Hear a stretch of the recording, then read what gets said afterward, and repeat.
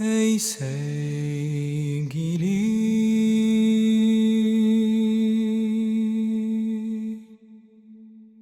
ruhum seni arar, gecenin sessizliğinde.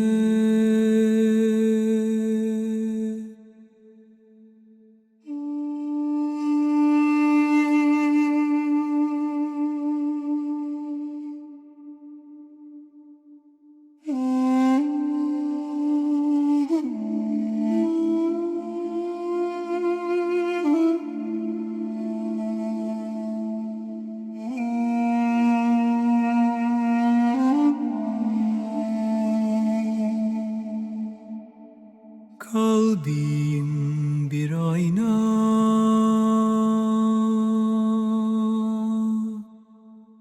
sadece seni yansıtır.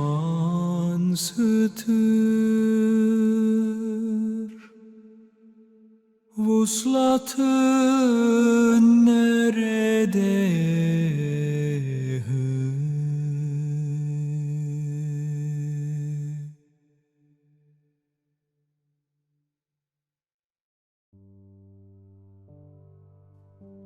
The Enclosed Garden of the Truth by Hakim Sanai. Narrated by Matthew Schmitz.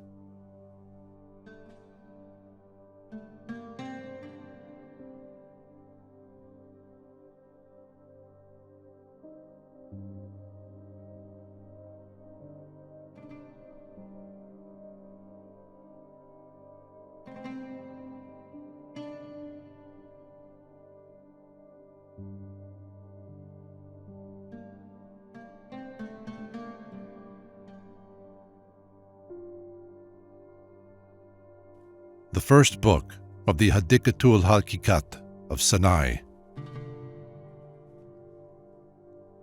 In the name of God, the merciful, the compassionate, O thou who nurturest the mind, who adornest the body, O thou who givest wisdom, who showest mercy on the foolish, creator and sustainer of earth and time, guardian and defender of dweller and dwelling, dwelling and dweller, all is of thy creation. Time and earth, all is under thy command.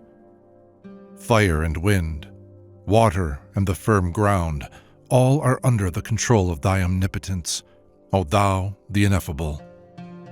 From thy throne to earth, all is but a particle of what thou hast created. The living intelligence is thy swift messenger. Every tongue that moves within the mouth possesses life for the purpose of praising thee. Thy great and sacred names are a proof of thy bounty and beneficence and mercy. Each one of them is greater than heaven and earth and angel. They are 1,001, and they are 99. Each one of them is related to one of man's needs, but those who are not in thy secrets are excluded from them. O Lord of thy grace and pity, admit this heart and soul to a sight of thy name.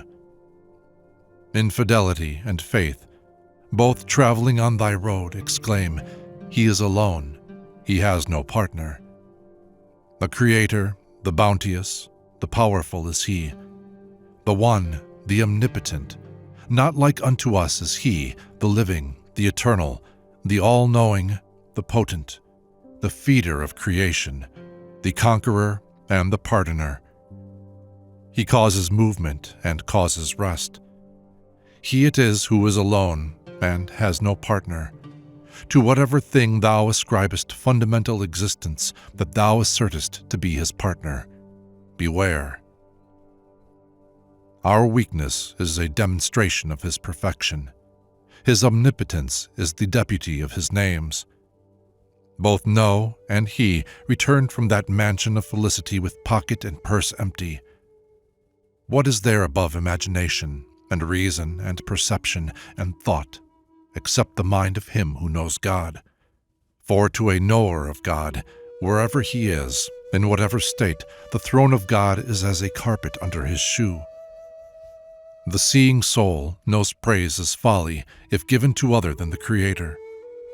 He who from earth can create the body and make the wind the register of speech, the giver of reason, the inspirer of hearts, who calls forth the soul, the creator of causes, generation and corruption, all is his work. He is the source of all creation, and the place to which it returns. All comes from him, and all returns to him. Good and evil, all proceeds to him. He creates the free will of the good and of the wicked. He is the author of the soul, the originator of wisdom. He, from nothing, created thee something. Thou wert of no account, and he exalted thee. No mind can reach a comprehension of his mode of being. The reason and soul know not his perfection. The mind of intelligence is dazzled by his majesty. The soul's eye is blinded before his perfection. The primal intelligence is a product of his nature. It, he admitted, to a knowledge of himself. Imagination lags before the glory of his essence. Understanding moves confined before his nature's mode of being. His fire, which in haughtiness he made his carpet, burnt the wing of reason. The soul is a serving man in his pageant, reason a novitiate in his school. What is reason in this guest house? Only a crooked writer of the script of God. What of this intelligence, agitator of trifles? What of this changing inconstant nature? When he shows to intelligence the road to himself, then only can intelligence fitly praise him.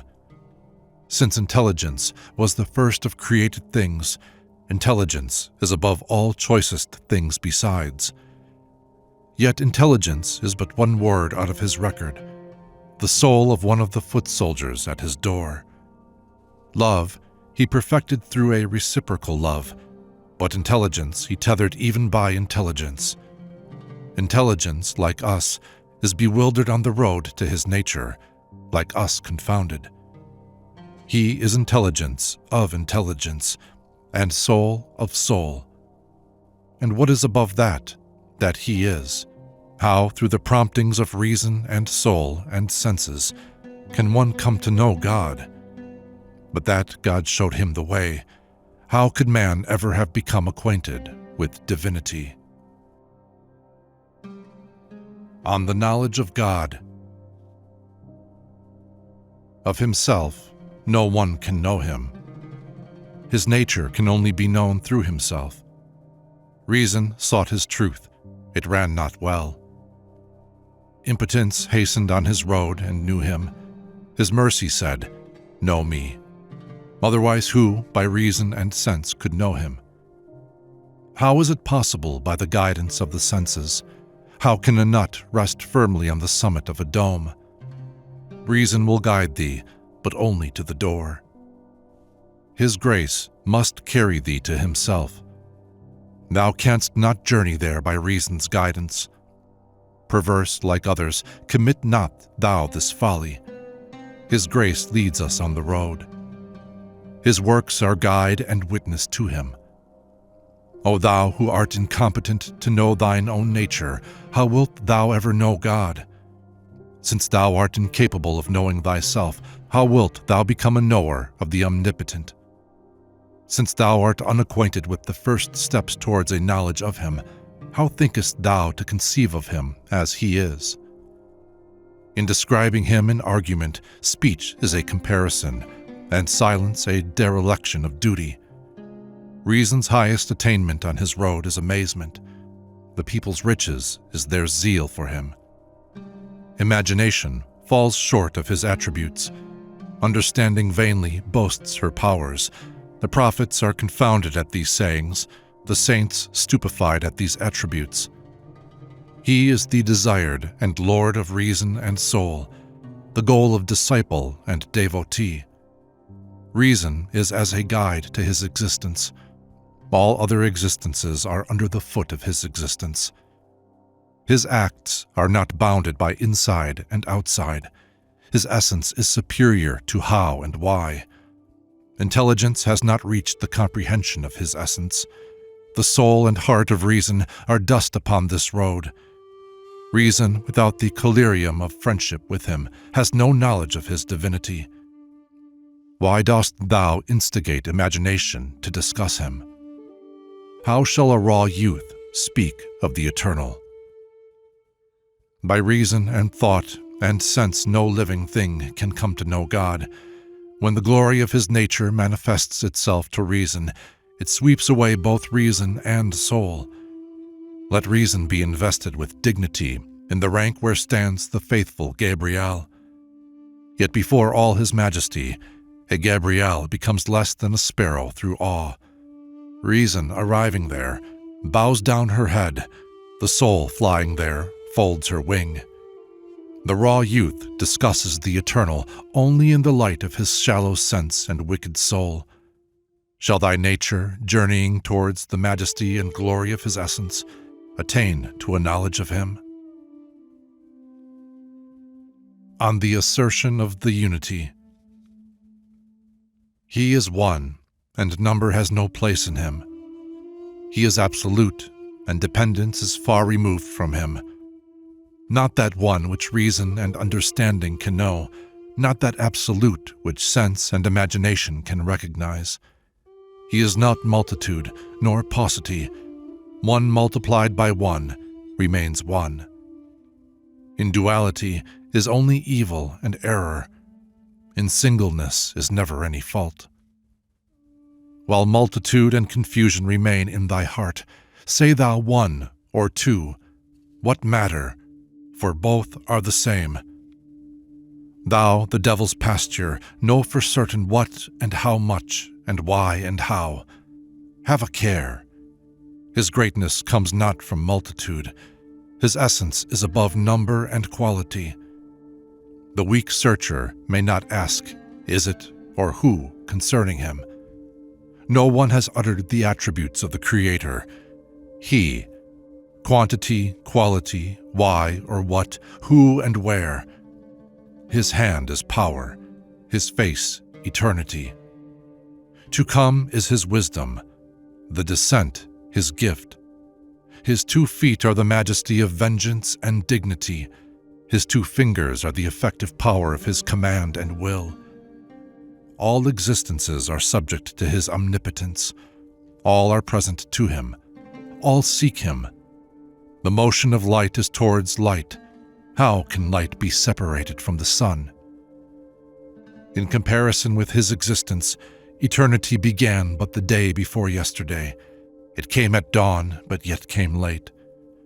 How can his working be bounded by eternity? Eternity without beginning is a house-born slave of his, and think not nor imagine that eternity without end is more. For eternity without end is like to eternity without beginning. How shall he have a place, in size greater or smaller? For place itself has no place. How shall there be a place for the Creator of place, a heaven for the Maker of heaven himself? Place cannot attain to him, nor time. Narration can give no information of him, nor observation.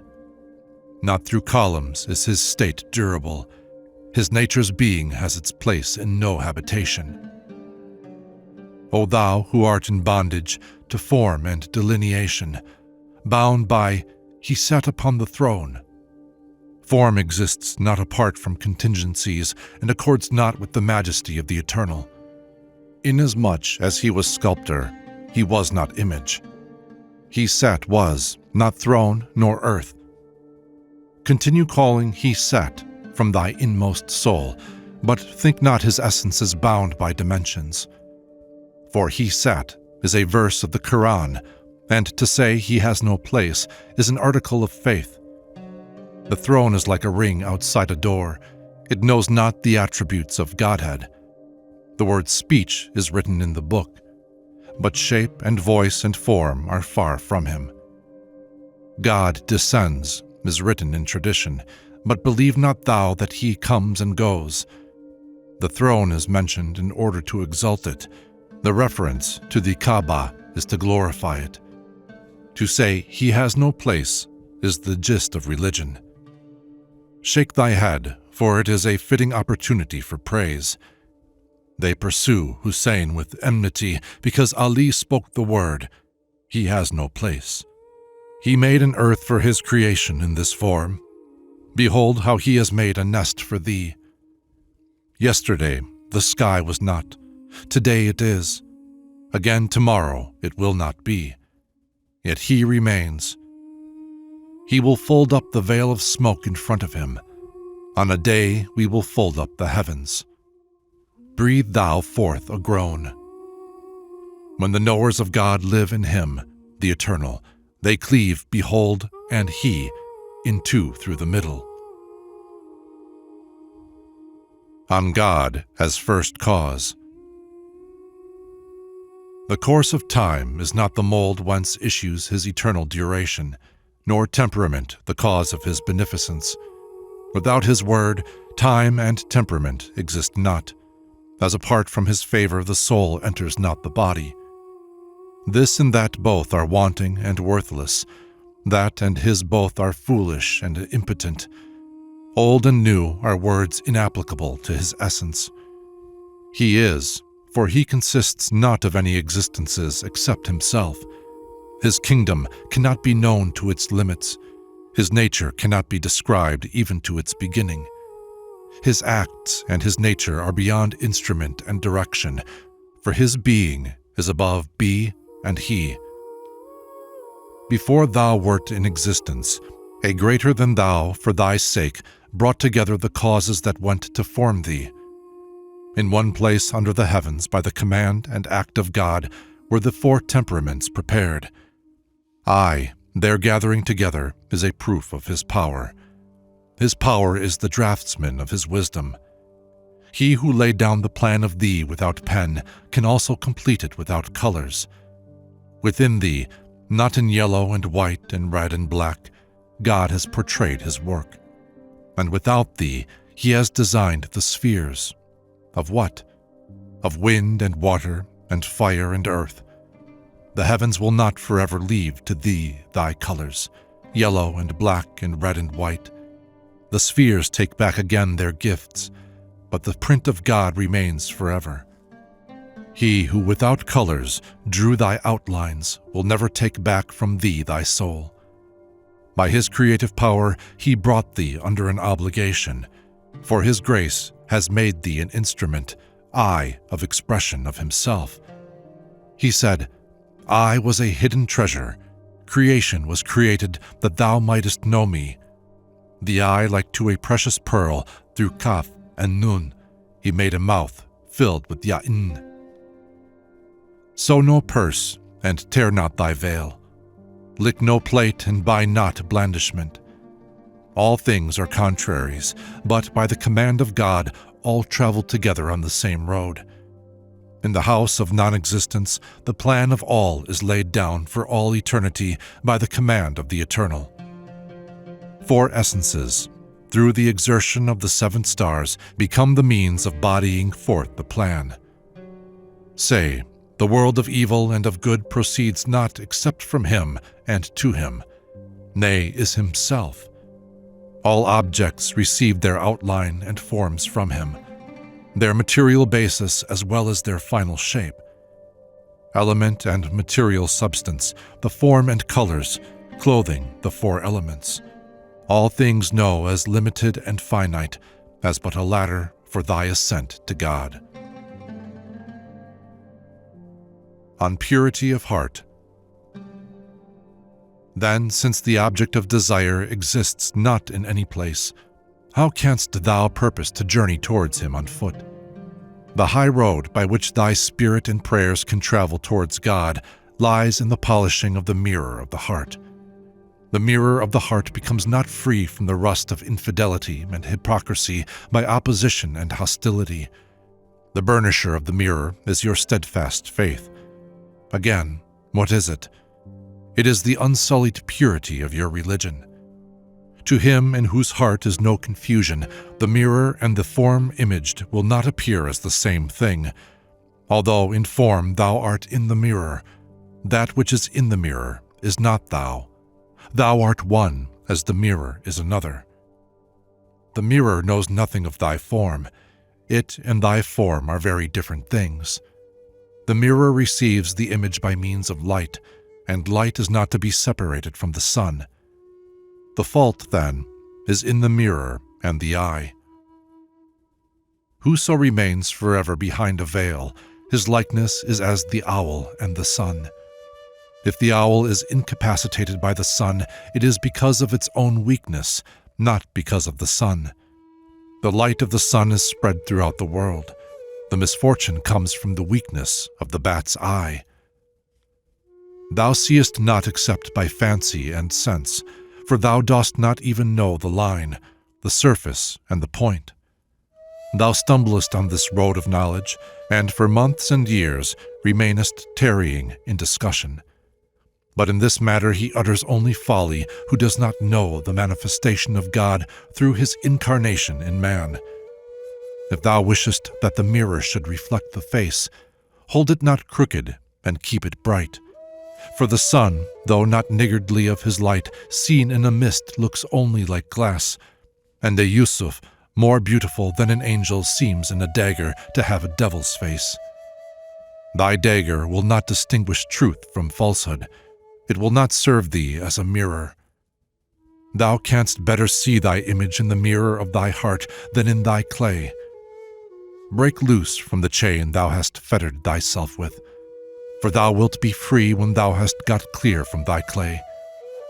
Since clay is dark and heart is bright, thy clay is a dustbin, and thy heart a rose garden. Whatever increases the brightness of thy heart brings nearer God's manifestation of himself to thee.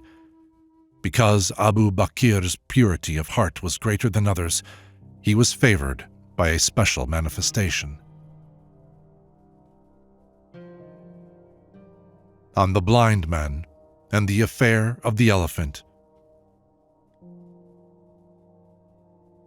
There was a great city in the country of Gur, in which all the people were blind.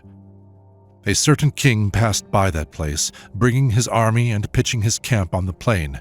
He had a large and magnificent elephant to minister to his pomp and excite awe, and to attack in battle. A desire arose among the people to see this monstrous elephant, and a number of the blind, like fools, visited it, every one running in his haste to find out its shape and form. They came, and being without the sight of their eyes, groped about it with their hands. Each of them, by touching one member, obtained a notion of some one part. Each one got a conception of an impossible object, and fully believed his fancy true. When they returned to the people of the city, the others gathered round them, all expectant, so misguided and deluded were they. They asked about the appearance and shape of the elephant, and what they told all listened to. One asked him whose hand had come upon its ear about the elephant. He said, "It is a huge and formidable object, broad and rough and spreading, like a carpet." And he whose hand had come upon its trunk said, "I have found out about it. It is straight and hollow in the middle like a pipe, a terrible thing and an instrument of destruction." And he who had felt the thick, hard legs of the elephant said, "As I have it in mind, its form is straight like a planed pillar. Everyone had seen some one of its parts, and all had seen it wrongly. No mind knew the whole. Knowledge is never the companion of the blind. All, like fools deceived, fancied absurdities. Men know not the divine essence. Into this subject the philosophers may not enter." On the above allegory, one talks of the foot, the other of the hand, pushing beyond all limits their foolish words. That other speaks of fingers, and change of place, and descending, and of his coming as an incarnation. Another considers in his science his settling himself, and throne, and couch, and in his folly speaks of he sat, and he reclined, making of his foolish fancy a bell to tie round his neck. His face, says one, his feet another, and no one says to him, "Where is thy object?" From all this talk there comes altercation, and there results what happened in the case of the blind men and the elephant. Exalted be the name of him who is exempt from what and how. The livers of the prophets have become blood. Reason hamstringed by this saying. The sciences of the learned are folded up. All have come to acknowledge their weakness. Woe to him who persists in his folly. Say, it is allegorical. Depend not on it, and fly from foolish conceptions. The text of the Qur'an, we believe it all, and the traditions, we admit the whole of them.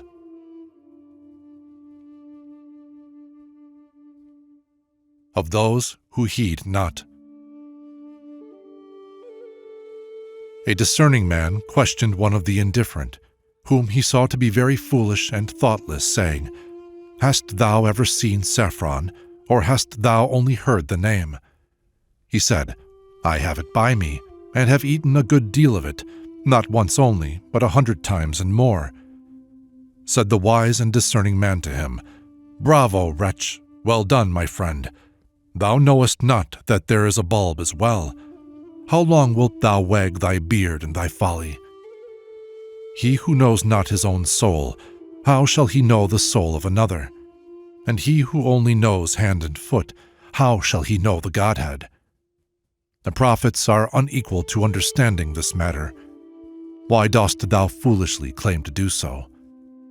When thou hast brought forward a demonstration of this subject, then thou wilt know the pure essence of the faith.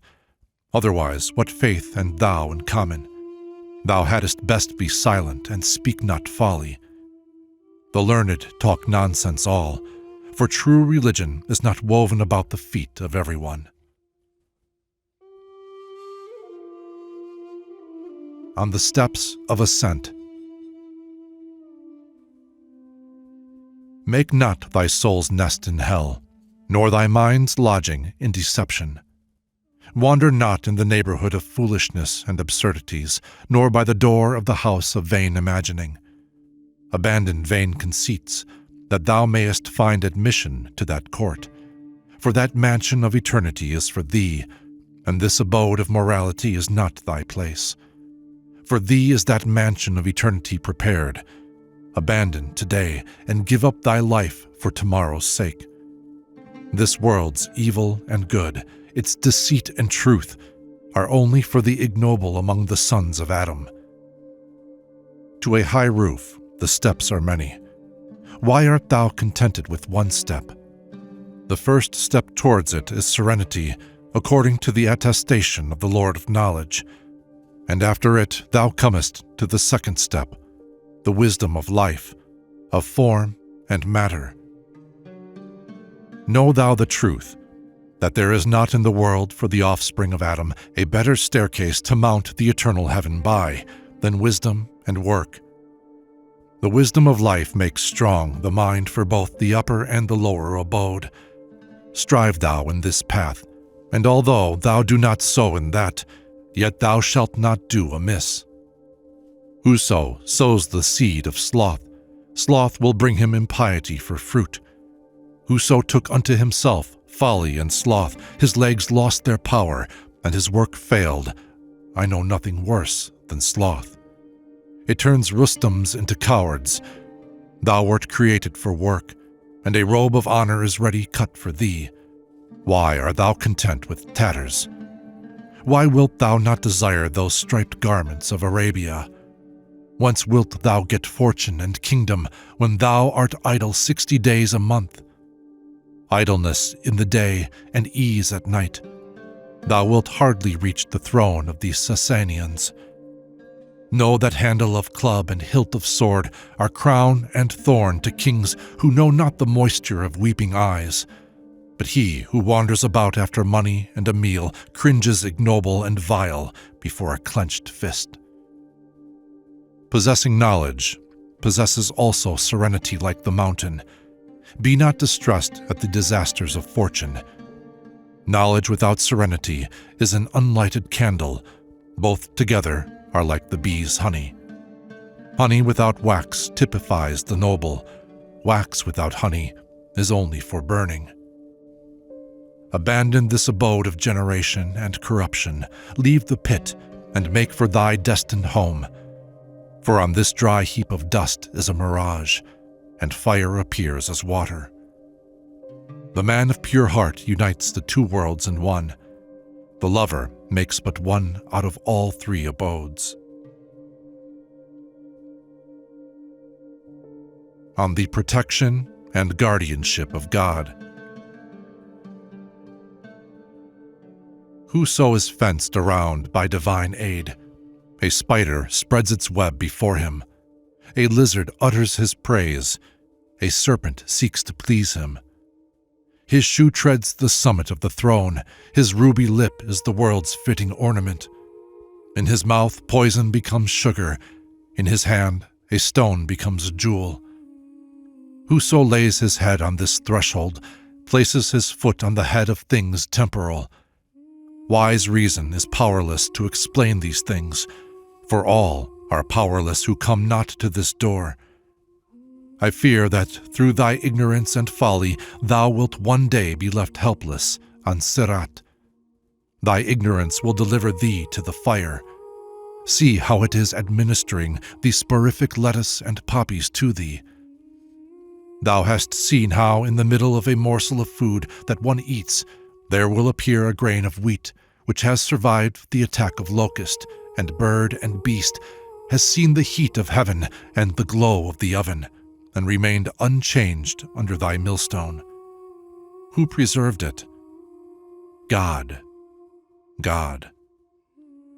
He is a sufficient protector for thee, for possessions and life and breath.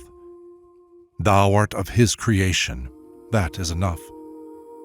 If thou procurest dog and chain, thou canst overcome the antelope of the desert, and in thy trust and sincere belief in this thou art free from anxiety as regards a maintenance and livelihood. I say to thee, and with reason and judgment, so that thou mayest not shut the door of thine ear against my words. Thy trust in dog and chain I see is greater than in the all-hearing and all-seeing. The light of thy faith, if standing on this foundation, is given over to destruction by a dog and a thing of iron.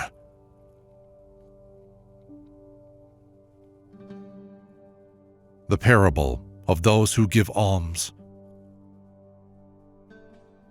A certain wise and liberal man gave away so many bags of gold before his son's eyes that when he saw his father's munificence, he broke forth into censure and remonstrance, saying, "Father, where is my share of this?" He said, "O son, in the treasury of God. I have given to God thy portion, leaving no executor and none to divide it with thee, and he will give it thee again.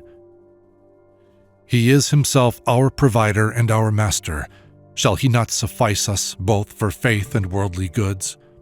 He is no other than the disposer of our lives. He will not oppress thee.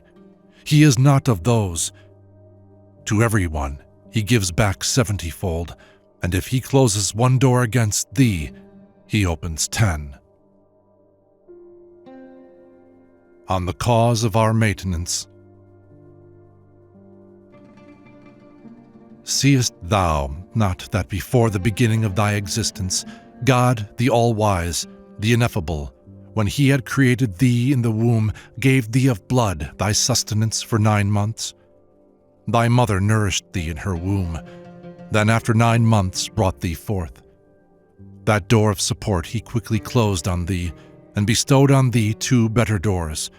For he then acquainted thee with the breast, 2 fountains running for thee day and night. He said, "Drink of these both, eat and welcome, for it is not forbidden thee." When after 2 years she weaned thee, all became changed for thee. He gave thee thy sustenance by means of thy 2 hands and feet. Take it by means of these, and by those go where thou wilt. If he closed the 2 doors against thee, it is but light, for instead of 2, 4 doors have appeared. Take by means of these, by those go on to victory. Go seek thy daily bread throughout the world. When suddenly There comes on thee thy appointed time, and the things of the world all pass away, and the 2 hands and feet fail in their office. To thee in thy helpless state he gives an exchange for these 4. Hands and feet are shut up in the tomb, and 8 heavens become thy fortune. 8 doors are opened to thee. The virgins and youths of paradise come before thee, that going joyfully to any door thou wilt, thou mayest lose remembrance of this world. O youth, hear this saying, and despair not of God's bounty. If God has given thee knowledge of himself and put belief within thy heart, the robe of honor which is to thee like thy wedding garment, he will not take from thee on the day of resurrection. If thou hast neither learning nor gold, yet hast this, thou wilt not be destitute. He will bring thee to glory, thou shalt not be disgraced. He will set thee in honor, thou shalt not be despised. Thy possessions, give not thy soul to their keeping. What he has given thee, hold thou fast to that. Thou layest up treasure, thou shalt not see it again. If thou gavest to him, he would give it thee again. Thou puttest gold in the fire, it burns up the dross, so he burns thy pure gold. When he has burnt out the bad, the good he gives to thee. Fortune bends down her head to thee from the skies. The more enduring the benefit afforded by the fire, the kinder on that account is he who kindles the fire. Thou knowest not what is good nor what bad. He is a better treasurer than thee, than thou for thyself. A friend is a serpent. Why seekest thou his door? The serpent is thy friend. Why fliest thou from it in terror? O seeker of the shell of the pearl of unless, lay down clothing and life on the shore of not. God's existence inclines only towards him who has ceased to exist. Non-existence is the necessary provision for the journey. Till in annihilation thou lay aside thy cap, thou wilt not set thy face on the road to eternal life. When thou becomest nothing, thou runnest towards God. The path of mendicancy leads up to him. If fortune crushes thee down, the most excellent of creators will restore thee. Rise, and have done with false fables, forsake thy ignoble passions, and come hither. Of the right guidance. Every indication of the road thou receivest, O Darwish, count it a gift of God, not thine own doing. He is the cause of the bestowal of benefits. He it is to whom the soul is guided, and he its guide. Recognize that it is God's favor guides thee on the path of duty and religion, and his ordinance, not thine own strength. He is the giver of the light of truth and instruction, both guardian of the world and its observer too. He is kinder than mother and father. He it is who shall guide thee to paradise. Because of the unbelief of the people, he made us our religion. He made us see clearly in the darkness. See the favor of God, the guider, for out of all creation he made man his chosen. His majesty needs not saint nor prophet for the enlightening of male or female. For the guidance of the 6 princes, he made a cat a prophet, a dog a saint. Whose comes to him and lends his ear comes not of himself, but his grace leads him. His grace will guide thee to the end, and then the heavens will be thy slave. Know that it is he who makes the soul prostrate itself, as even through the sun the clouds give bounteous rain. On the surrender of the self. Dost thou desire thy collar of lace to be washed? Then first give thy coat to the fuller. Strip off thy coat, for on the road to the king's gate there are many to tear it. At the first step that Adam took, the wolf of affliction tore his coat. When Cain became athirst to oppress, did not Abel give up his coat and die? Was it not when Idris threw off his coat that he saw the door of paradise open to him? When the friend of God remorselessly tore their garments from star and moon and sun, his night became bright as day, and the fire of Nimrod became a garden and a rose bower. Look at Solomon, who in his justice gave the coat of his hope to the fuller. Jinn and men, birds and ants and locusts, in the depth of the waters of the Red Sea, on the tips of the branches, all raised their face to him. All became subservient to his command. When the luster of his nature had been burnt in the fire of his soul, the heavens laid his body on the back of the wind. When the venerable Moses, reared in sorrow, turned his face in grief and pain towards Midian, in bodily labor he tore off the coat from his anguished heart.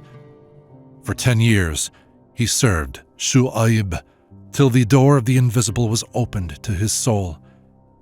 His hand became bright as his piercing eye. He became the crown on the head of the men of Sinai. When the Spirit, drawing breath from the spiritual ocean, had received the grace of the Lord, he sent his coat to the cleanser of hearts at the first stage of his journey. He gave brightness to his soul. He gave him kingship, even in childhood. By the eternal power, through encouragement in secret and grace made manifest, he lost the self. The leprous body became dark again through him as the shadow on the earth. The blind eye became bright as the steps of the throne. Whoso like him seeks neither name nor reputation can produce 10 kinds of food from one jar. A stone with him became fragrant as musk. The dead rose to living action and spoke. By his grace, life broke forth in the dead earth of the heart. By his power, he animated the heart of the mire. When predestined fate had closed the shops, and the hand of God's decree lay in the hollow of non-existence, the world was full of evil passions, the market full of ruffians and patrols. Then he sent a vice-regent into this world to abolish oppression. When he appeared from mid-heaven, fervid in soul and pure in body, he wore no coat on the religious path. Then what could he give to the fullers of the land? When he passed from this mortal state to eternal life, he became the ornament and glory of this perishable world. In his magnification, when he shows his nature to his creation, into what mirror shall he enter? The burden of proclaiming the unity not everyone bears, the desire of proclaiming the unity not everyone tastes. In every dwelling is God adored, but the adored cannot be circumscribed by any dwelling. The earthly man, accompanied by unbelief and anthropomorphism, wanders from the road. On the road of truth thou must abandon thy passions. Rise, and forsake this vile sensual nature, when thou hast come forth from abode and life. Then, through God, thou wilt see God. How shall this sluggish body worship him? Or how can life and soul know him? A ruby of the mine is but a pebble there. The soul's wisdom talks but folly there. Speechlessness is praise. Enough of thy speech. Babbling will be but sorrow and harm to thee. Have done. His nature, to one who knows him and is truly learned, is above how and what, and is it not, and why. His creative power is manifest, the justice of his wisdom. His wrath is secret, the artifice of his majesty. A form of water and earth is dazzled by his love. The eye and heart are blinded by his nature. Reason, in her uncleanness, wishing to see him, says like Moses, "Show me." When the messenger comes forth from that glory, she says in its ear, "I turn repentant unto thee." Discover then the nature of his being through thy understanding. Recite this 1001 pure names. It is not fitting that his nature should be covered by our knowledge. Whatever thou hast heard, that is not he. Point and line and surface in relation to his nature are as if one should talk of his substance and distance and 6 surfaces. The author of those 3 is beyond the place. The creator of these 3 is not contained in time. No philosopher knows of imperfection in him. while he knows the secrets of the invisible world.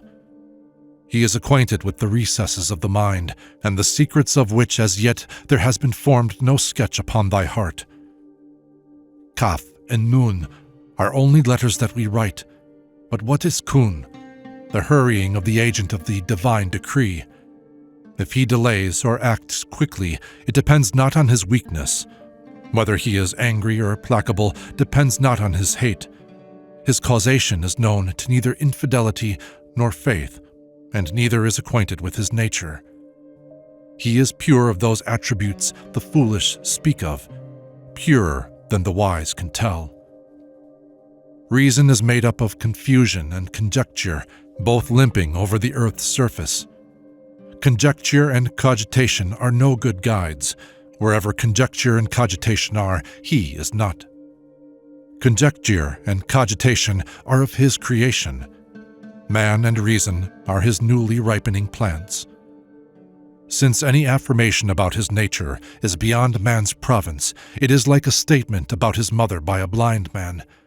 The blind man knows he has a mother, but what she is like he cannot imagine. His imagination is without any conception of what things are like, of ugliness and beauty, of inside and outside. In a world of double aspect such as this, it would be wrong that thou shouldest be he, and he thou. If thou assert him not, it is not well.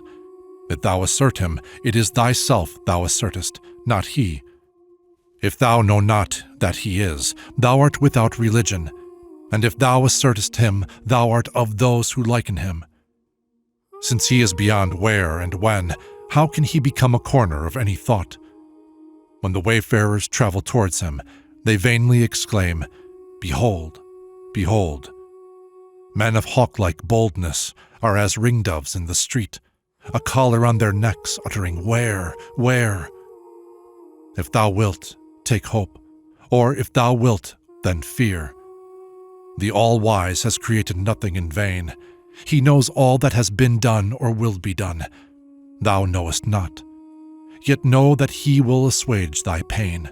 In the knowledge of him is naught better than submission, that so thou mayest learn his wisdom and his clemency. Of his wisdom he has given resources to his creatures, the greater to him who has the greater need. To all he has given fitting resources for acquiring profit and warding off injury. What has gone, what comes, and what exists in the world, in such wise it was necessary. Bring not folly into thy conversation. Look thou with acceptance on his decrees. On the earnest striving. When thou hast passed from self to being naught, gird up the loins of thy soul and set forth on the road.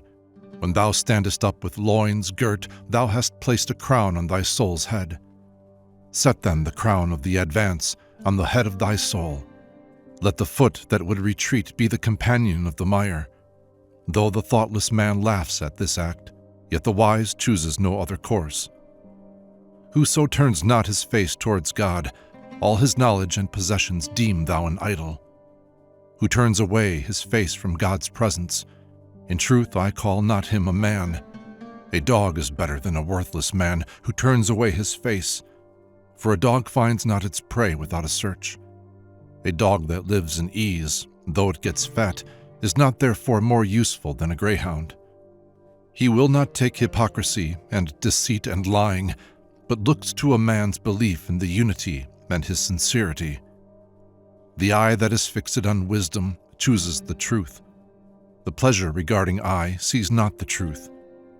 False is what delights the eye. The truth enters not among earthy thoughts. Infidelity and faith both have their origin in thy hypocritical heart. The path is long because thy foot delays. Were it not so, the road to him is but one step. Be a slave, and thou becomest a king with him. Know that the different names of the colors are illusory, that thy sustenance is to be sought in the river of the Absolute. Leave off thy talk, and come to the pavilion. Loose thy heavy bonds from off thyself. Perhaps thou hast not tasted the true faith, hast not seen the face of truth and sincerity, so that thou thoughtest the mystery was plain to be seen, and things thou sawest plainly have been mysteries to thee. I see in thee no rightness of belief. If there were, I would be the true dawn of religion to thee. I would have made the path of the true faith plain to thee, hadst thou not been a fool and a madman. Of the traveler on the path. A man should be like Abraham, that through God his shadow may become a shady place. In fear of him and by his teaching, the universe dares to breathe. Pharaoh is destroyed by the mighty aid of a Moses whom God assists. To the wayfarer towards God on the path of love, his cheek is the dawn of morning. Who but he can tear away the veil by day or hang the veil by night? His mind is snatched away from bonds of earth. The spiritual rule of the world is made manifest to him. He treads the throne under his feet like a carpet. He is an owl, but bores with him a phoenix. He becomes lord of this abode, and that the loyal slave of God. The pure intelligence reveals its face to man, and beautifies his body with its own light. The bounty of God throws its shade over his heart. Then he says, how he prolongs the shadow. When his soul feels the touch of God, we make the sun reveals its face to him. The dumb all find tongues when they receive the perfume of life from his soul. In his path, the lovers recite to their souls the verse, every creature on the earth is subject to decay. The heavens and the natural world and its varied colors seem vile to his perception. Whoso is turned away from this wine, for him all its fragrance and color is destroyed. So that when with new ear thou shalt hear the shouts of, he is one, he has no partner, thou shalt no longer in madness desire the varied colors, even though thy Jesus be the dyer. Thou shalt take what thou wilt of the colors, put them into one jar, and bring them out again. Listen truly, and not in folly. This saying is not for fools. All these deceitful colors, the jar of the unity makes one color. Then, being now of one color, all has become him. The rope becomes slender when reduced to a single strand. On being silent. The path of religion is neither in works nor words. There are no buildings thereon, but only desolation. Whoso becomes silent to pursue the path, his speech is life and sweetness. If he speaks, it will not be out of ignorance, and if he is silent, it will not be from sloth. When silent, he is not devising frivolity. When speaking, he scatters abroad no trifling talk. Those fools, the thieves and pickpockets, keep their knowledge to use in highway robbery. Thou seest, O Master, thou of many words, that thou hadst better have light in thy heart than words. When thou becomest silent, thou art most eloquent, but if thou speakest, thou art like a captain of war. Ku'un consists of 2 letters, both voiceless. Hu consists of 2 letters, both silent. Doubt not concerning these words of mine. Open thine eyes, pay heed for a little. There exists the dog and the stone, the stove of the bath and the slave. But thou art excellent like a jewel inside a casket. The king uses his silver for his daily needs, but his ruby he keeps for his treasure house. Silver is evil in its own ill-starred nature. The ruby is joyous because it is full of blood within. The family of Barmak became great through their liberality. They were, so to say, close companions of generosity. Though fate pronounced their destruction, their name endures, indestructible as the spirit. The people of this generation, though amiable, are impudent as flies and wanton. In word, they are all sweet as sugar, but when it comes to generosity, they tear men's hearts and burn their souls. When he had adorned thy soul within thee, he held up before thee the mirror of the light, till pride made thee quick to anger, and thou lookedest upon thyself with the evil eye. He has balanced day and night by the ruler of his justice, not by chance or at random. While reason digs for the secret, thou hast reached thy goal on the plane of love. The heart and soul of the seeker after God are concealed, but his tongue proclaims in truth, I am God. The parable of those who heed not. A fool saw a camel grazing and said, Why is thy form all crooked? Said the camel, In disputing thus thou censurest the sculptor. Beware.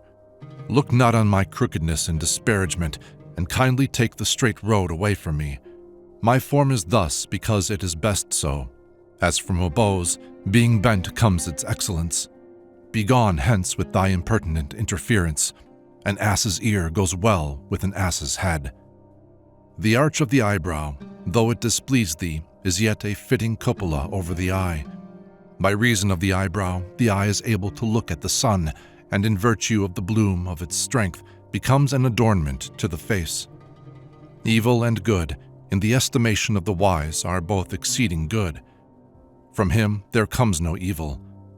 Whatever thou seest to come from him, though evil, it were well thou look on it all as good. To the body there comes its portion of ease and of pain. To the soul, ease is as a treasure secured, but a twisted snake is over it. The hand and foot of wisdom are at its side. The parable of the eye of the squint-eyed. A squint-eyed son asked his father, O thou whose words are as a key to the things that are locked up, why saidest thou that a squinter sees double? I see no more things than there are. If a squint-eyed person counted things crookedly, the 2 moons that are in the heavens would seem 4. But he who spoke thus spoke in error, for if a squinter looks at a dome, it is doubled. I fear that on the high road of the faith thou art like the crooked seeing squinter, or like the fool who senselessly quarreled with the camel because of God's handiwork. His flawless creation is the Qibla of our understanding. His changeless nature is the Kaaba of our desire. He has exalted the soul in giving it wisdom. He has nourished his pardoning mercy on our faults. God well knows you are turning to him. His wisdom it is which prevents his answering your prayers. Though the physician hears his patient when he begs, he does not give earth to an earth-eater. And though his soul desire it, how shall he give earth through all his life to him who digs the earth? How shall his act be without a reason, or his decrees in accordance with thy weak understanding? There are exceeding many who have drunk the cup of pure poison and have not died of it. Nay, it is life's food to him who from the violence of his disease is wasted to a reed. In his wisdom and justice he has given to all more than all that is requisite. If the gnat bites the elephant's hide, tell him to flap his ears. He has a gnat dispeller in them. If there is a louse, thou hast a fingernail. Punish the flea when it jumps on thee. Though the mountains were full of snakes, fear not. There are stones and an antidote on the mountain too. And if thou art apprehensive of the scorpion, thou hast slipper and shoe for it. If pain abounds in the world, everyone has 1,000 remedies. In accordance with his scheme, he has suspended together the sphere of intense cold and the globe of fire. The motions of the body are rendered equable, and the coolness of the brain and the warmth of the heart are both moderated. The liver and heart, by means of the stomach and arteries, send forth water and air to the body, that, through breath and blood, the heart by its movement and the liver by its quiescence may give the body life. There is a spiritual kingdom in the universe, and also a temporal power, above the throne, light, and below, darkness. Both these principles he bestowed at the creation, when he spread his shadow over his handiwork. The temporal world he has given of his bounty to the body, the spiritual world as a glory to the soul, that so both inner and outer man may receive food, the body from the Lord of this world, the soul from the Lord of the spirit world. For through all his creation God keeps a benign grace for the benefit of the noble soul. the acute thinker, knows that what he does is well. It is thou who namest some things evil and some good, otherwise all that comes from him is pure kindness. Evil comes not into existence from him. How can evil subsist with Godhead? Only the foolish and ignorant do evil. The doer of good himself does no evil. If he gives poison, deem it sweet. If he shows wrath, deem it mercy. Good is the cupping glass our mothers apply to us, and good to the dates they give. Again, the parable of those who heed not. Dost thou not see how the nurse in the earliest days of its childhood sometimes ties the little one in its cradle, and at times is ever laying it on her bosom? Sometimes strikes it hard and sometimes soothes it, sometimes puts it away from her and repels it, sometimes kindly kisses its cheek and again caresses it and bears its grief. A stranger is angry with the nurse when he sees this and sighs. He says to it, "The nurse is not kind. The child is of little account with her. How shouldest thou know that the nurse is right? Such is always the condition of her work." God, too, according to his compact, performs his whole duty towards his slave. He gives the daily food that is required, sometimes disappointment, sometimes victory. Sometimes he sets a jeweled crown upon his head, sometimes he leaves him needy with only a copper.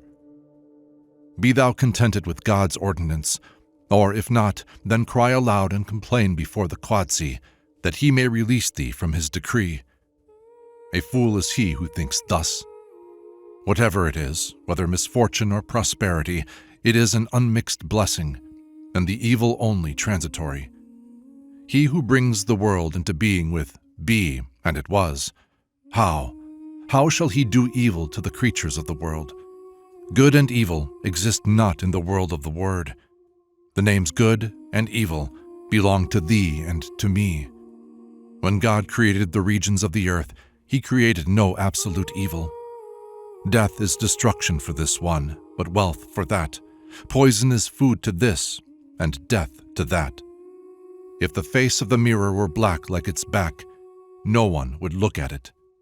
The usefulness belongs to the face of the mirror, even though its back be stuffed with jewels. The bright-faced sun is good, be its back black or white. If the peacock's foot were like its feathers, it would shine splendid both by night and day. In praise of his omnipotence. He is the portrayer of the outward forms of our earthly bodies. He is the discerner of the images of our inmost hearts. He is the creator of existent and non-existent, the maker of the hand and what it holds. He made a wheel of pure emerald, and on the wheel he bound silver jars. He caused a candle and a candlestick to revolve in the heavens in the path of the ignoble. Before his creation was non-existence. Eternal being belongs to his essence alone. He made intelligence proclaimer of his power. He made matter capable of receiving form. To intelligence he gave the path of vigilance. What thinkest thou of intelligence? How can the artist of the pen picture forth in man the image of the eternal? Fire and wind and water and earth and sky, and reason and spirit above the sky, and the angels in the middle place, wisdom and life and abstract form. Know that all come into being by command, and the command is God's. He is the origin and root of material things, the creator of beneficence, and thanks, and the thankful man. In the high road from this life to the next, he has associated action and power with this world of generation and corruption. In the world of the Word, his omnipotence made power pregnant with action, made its place for whatever comes into action, created its product for whatever possesses power.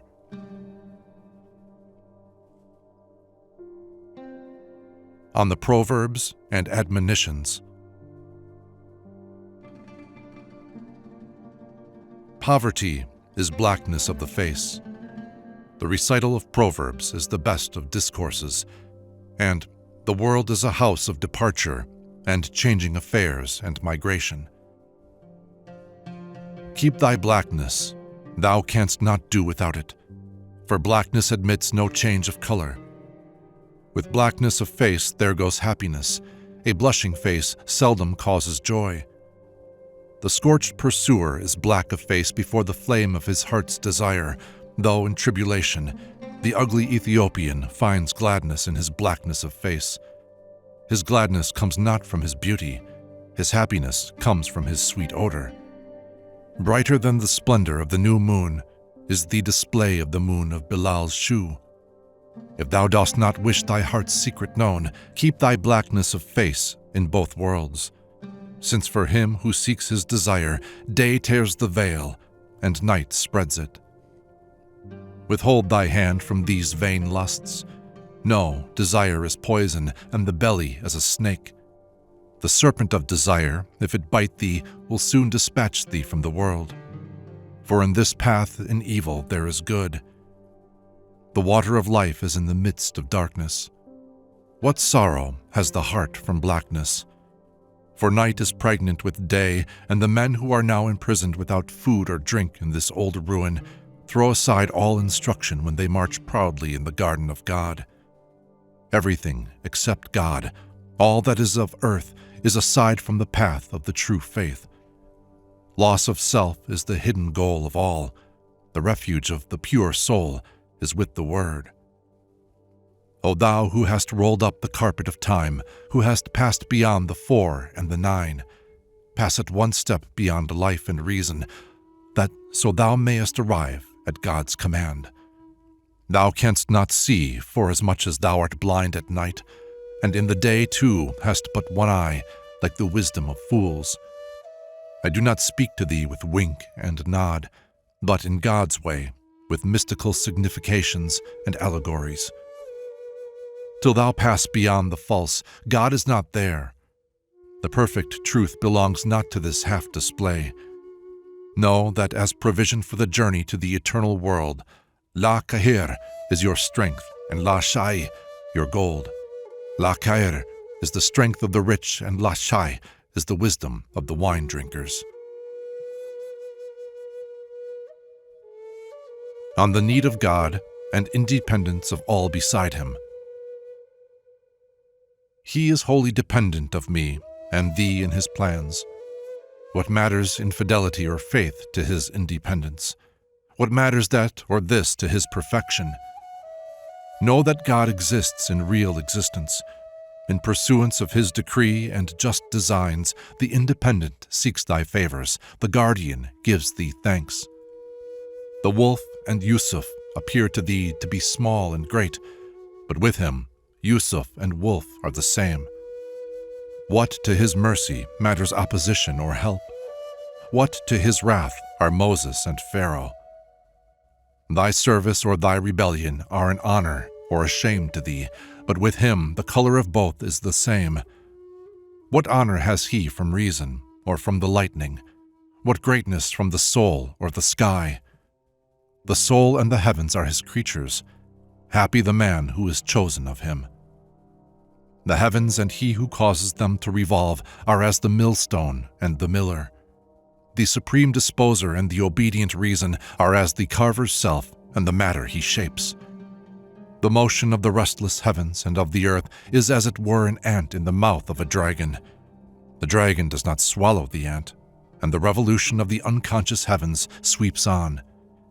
He has imposed its task upon the mill wheel of misfortune, its unmindful and closed round by annihilation.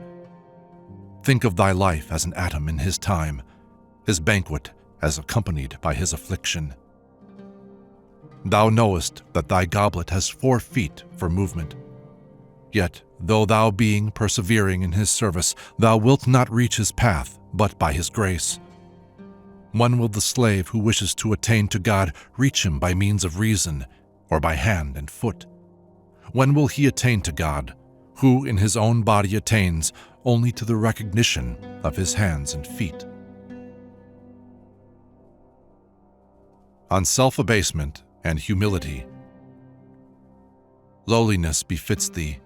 Violence suits thee not. A naked man frantic in a bee-house is out of place. Leave aside thy strength, betake thyself to lowliness, that so thou mayest trample the heights of heaven beneath thy feet. For God knows that, rightly seen, thy strength is a lie, and thy lowliness truth. If thou layest claim to strength and wealth, thou hast a blind eye and a deaf ear. Thy face and thy gold are red, thy coat is of many colors. Then look to find thy honor disgrace, thy peace strife. Come not to God's door in the dust of thy strength, for in this road it is through lowliness that thou becomest a hero. This comes not of discharging thy debt, but from bartering thy indigence. Look not on his omnipotence with thy impotent eye, O my master. Commit not such an outrage. So long as thou art thy own support, clothe thyself and eat. But if thou art upheld by him, thou shalt neither sow nor tear. All that exists, O friend, exists through him. Thine own existence is as a pretense. Speak not folly. If thou lose thyself, thy dust becomes a mosque. If thou hold to thyself, a fire temple. If thou hold to thyself, thy heart is hell. If thou lose thyself, heaven. If thou lose thyself, all things are accomplished. Thy selffulness is an untrained colt. Thou art thou, hence spring love and hate. Thou art thou, hence spring infidelity and faith. Remain a slave, without lot or portion, for an angel is neither hungry nor full. Fear and hope have driven away fortune from thee. When thyself is gone, hope and fear are no more. The owl that frequents the palace of the king is a bird of ill omen, ill-fated and guilty when it is contented in its solitude. Its feathers are finer than the splendor of the phoenix. Musk is spoilt by water and by fire, but to the musk-bladder, what matters, wet or dry? What matters at his door, a Muslim or a fire worshipper? What before him, a fire temple or a monk's cell? Fire worshipper and Christian, virtuous and guilty, all are seekers, and he the sought. God's essence is independent of cause. Why seekest thou now a place for cause? The sun of religion comes not forth by instruction. The moon goes down when the light of the truth shines out. If the holy man is good, it is well for him. If the king is bad, what is that to us? To be saved, do thou thyself persevere in good. Why contendest thou with God's decree and predestination? In this halt of but a week, to be is not to be, to come is to go. Recite the word, hastening on. For in the resurrection the believer calls, make way. Mustafa exclaimed, how excellent. Through this the land of Moses became a moon, the friend of God grew pitiful. The Wa of Awa gave him the sincerity of his faith, the majesty and beauty of his belief. Then when the Wa goes out of Awa, there remains but Ah, a sigh. How wonderful. Ah remains a memorial of him. His religion remains as a manifestation of him. Before the trumpet sounds, kill thou thyself with the sword of indigence. If they accept it, thou art at rest. If not, think of what has happened as if it had not been. If thou come, small or great, to the door of the Absolute, or if thou come not at all, what is that to him? Shall the day subsist for the sake of the cock? It will appear at its own time. What is thy existence? What thy non-existence to him? Many like thee come to his door. When the fountain of light starts forth, it has no need of any to scourge it on. Yet all this magnificence is but water and earth. The pure life and soul are there. What can the make way of a handful of straw effect? His own light alone cries, make way. That lamp of thine is thy trust in thyself. The sun comes forth of himself in brightness, and this flame the cold wind cannot extinguish, while half a sneeze rests from that its life. So then, your road lies not in this street.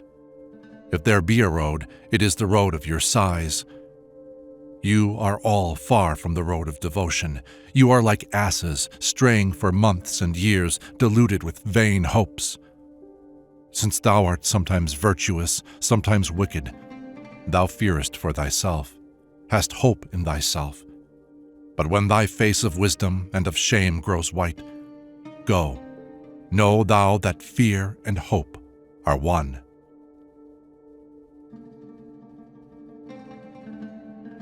On the justice of the prince and the security of his subjects. Umar one day saw a group of boys on a certain road, all engaged in play, and everyone boasting of himself. Everyone was in haste to wrestle, having duly bared his head in Arab fashion. When Umar looked towards the boys, fear of him tore the curtain of their gladness. They all fled from him in haste, except Abdul-Lahab Zubair. Umar said to him, "Why didst thou not fly from before me?" He said, "Why should I fly from before thee, O beneficent one? Thou art not a tyrant, nor I guilty." If a prince is pious and just, his people are glad in his justice, but if his inclination is towards tyranny, he plunges his country in ruin. When thou hast provisioned thyself with justice, thy steed has passed beyond both halting places. What matters acceptance or rejection, good or evil, to him who knows his own virtue? Be virtuous, thou wilt escape an aching head. If thou be bad, thou breakest the whole compact. So stand and wonder at his justice, that thou losest memory of all else but of him. On celebrating the praise of God. To call on the name of friends and the unhappy ones of this world, how thinkest thou of it? It is like calling on old women. Oppression, if he ordain it, is all justice. A life without thought of him is all wind. He laughs who is brought to tears through him, but that heart is an anvil that thinks not on him. Thou art secure when thou pronouncest his name. Thou keepest a firm footing on thy path. Make thou thy tongue moist, like earth, with remembrance of him, that he may fill thy mouth, like the rose, with gold. He fills with life the soul of the wise man. The heart of the lover of self he leaves thirsty. That thy purpose and judgment may be true, have not his door at all. To pay heed to those about us is the act of a thoughtless fool. Concerning the pious disciple and the great master.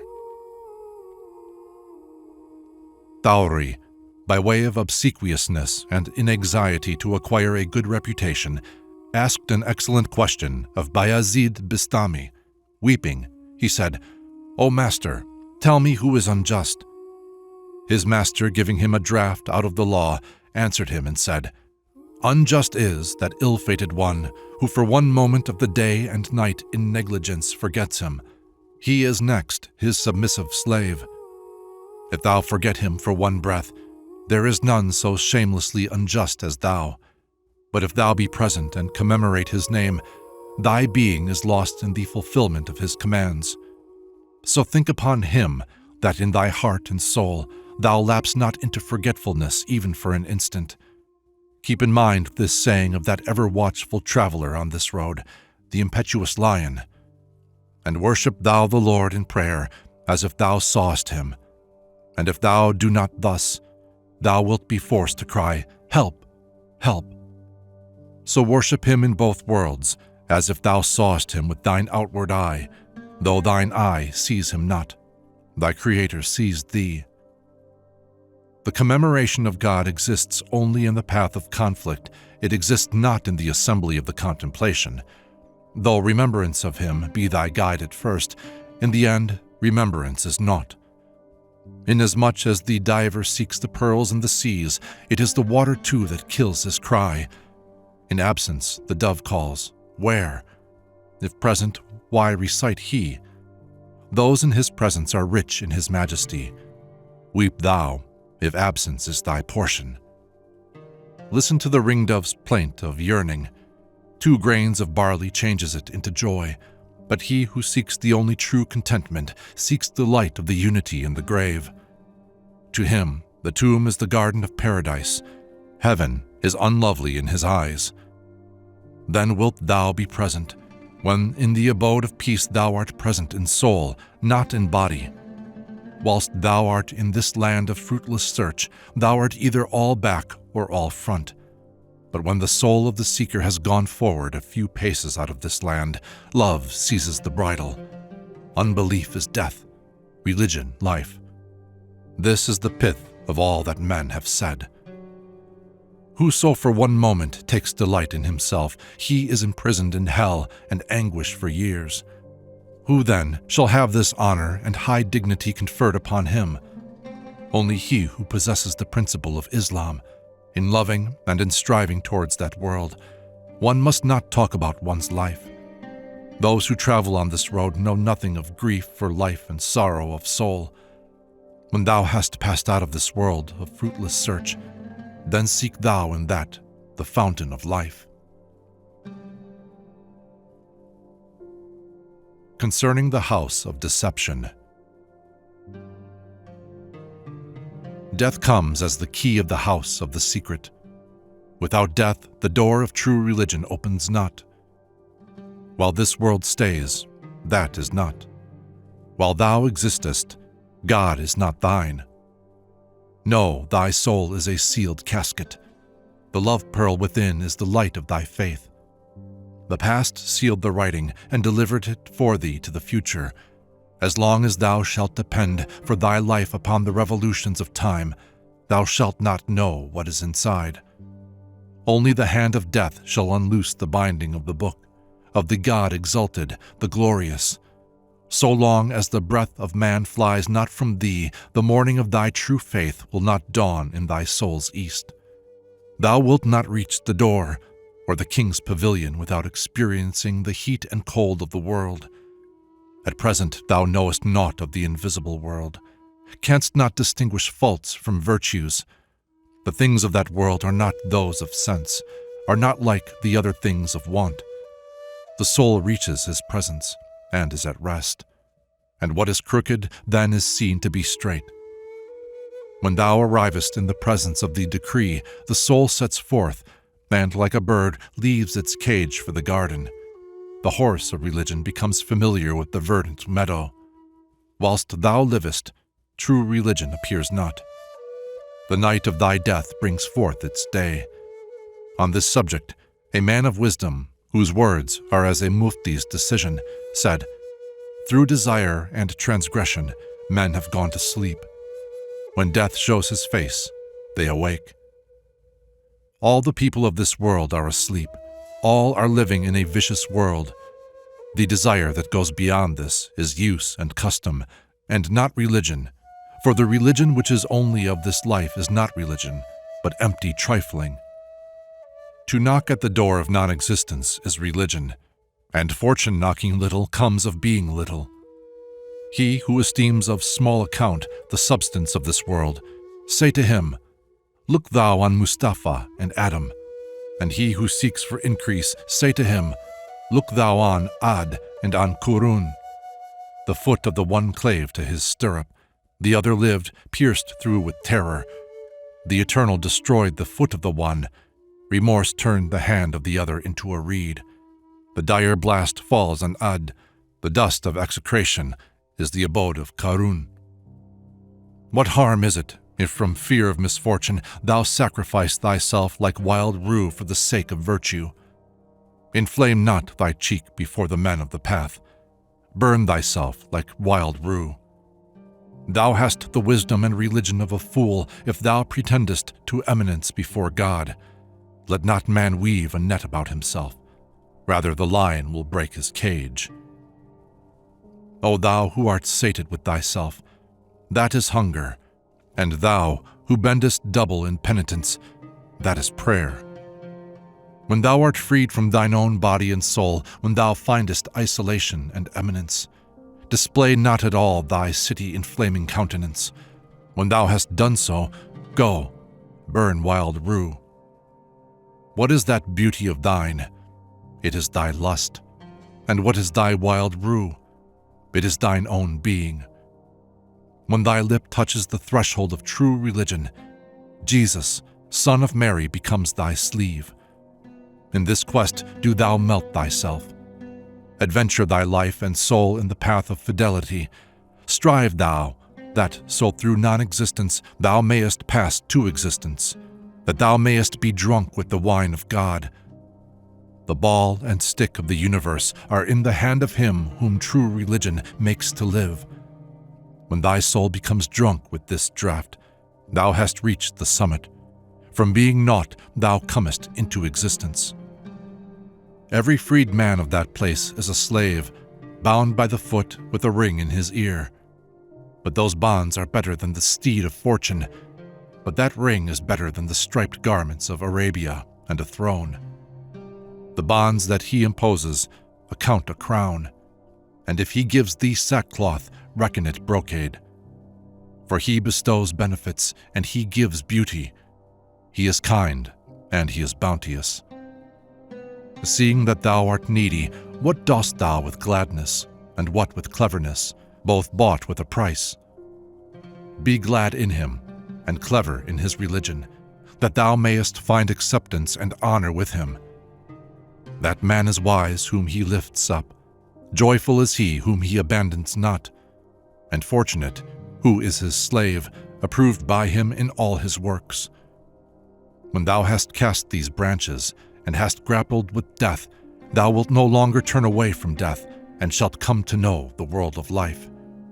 When thy hand reaches the branch of death, thy foot treads the palace of power. The foot which is far from the dome of right guidance is not a foot, it is a drunken brain.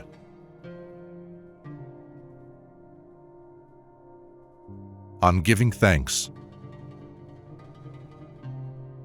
Ingratitude's only seat is the door of sorrow.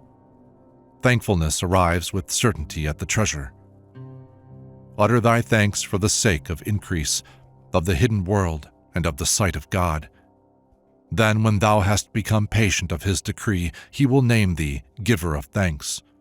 Whoso presses forwards towards God speaks not without uttering his thanks to God. Who can tell the sweetness of giving thanks to him? Who can pierce the pearl of the celebration of his name? He bestows, and he gives the reward. He speaks, and he imparts the answer. Whatsoever he took away from thee of kindness or show of love, the same or more than that he gives back to thee. If every hair become a tongue, and each an interpreter at thanksgiving's door to swell thereby his thanks, they could not utter due thanks for the divine grace of the power to give thanks. Then let men seek to give thanks for his mercies. If they utter them, it is even through him they do so. Body and soul drunk with his decree, the heart singing, O Lord, thanks. And if not, then as far as regards the path of knowledge and prudence, woman and man, young and old, are blind of eye in the world of lust, are naked of body, like ants and flies.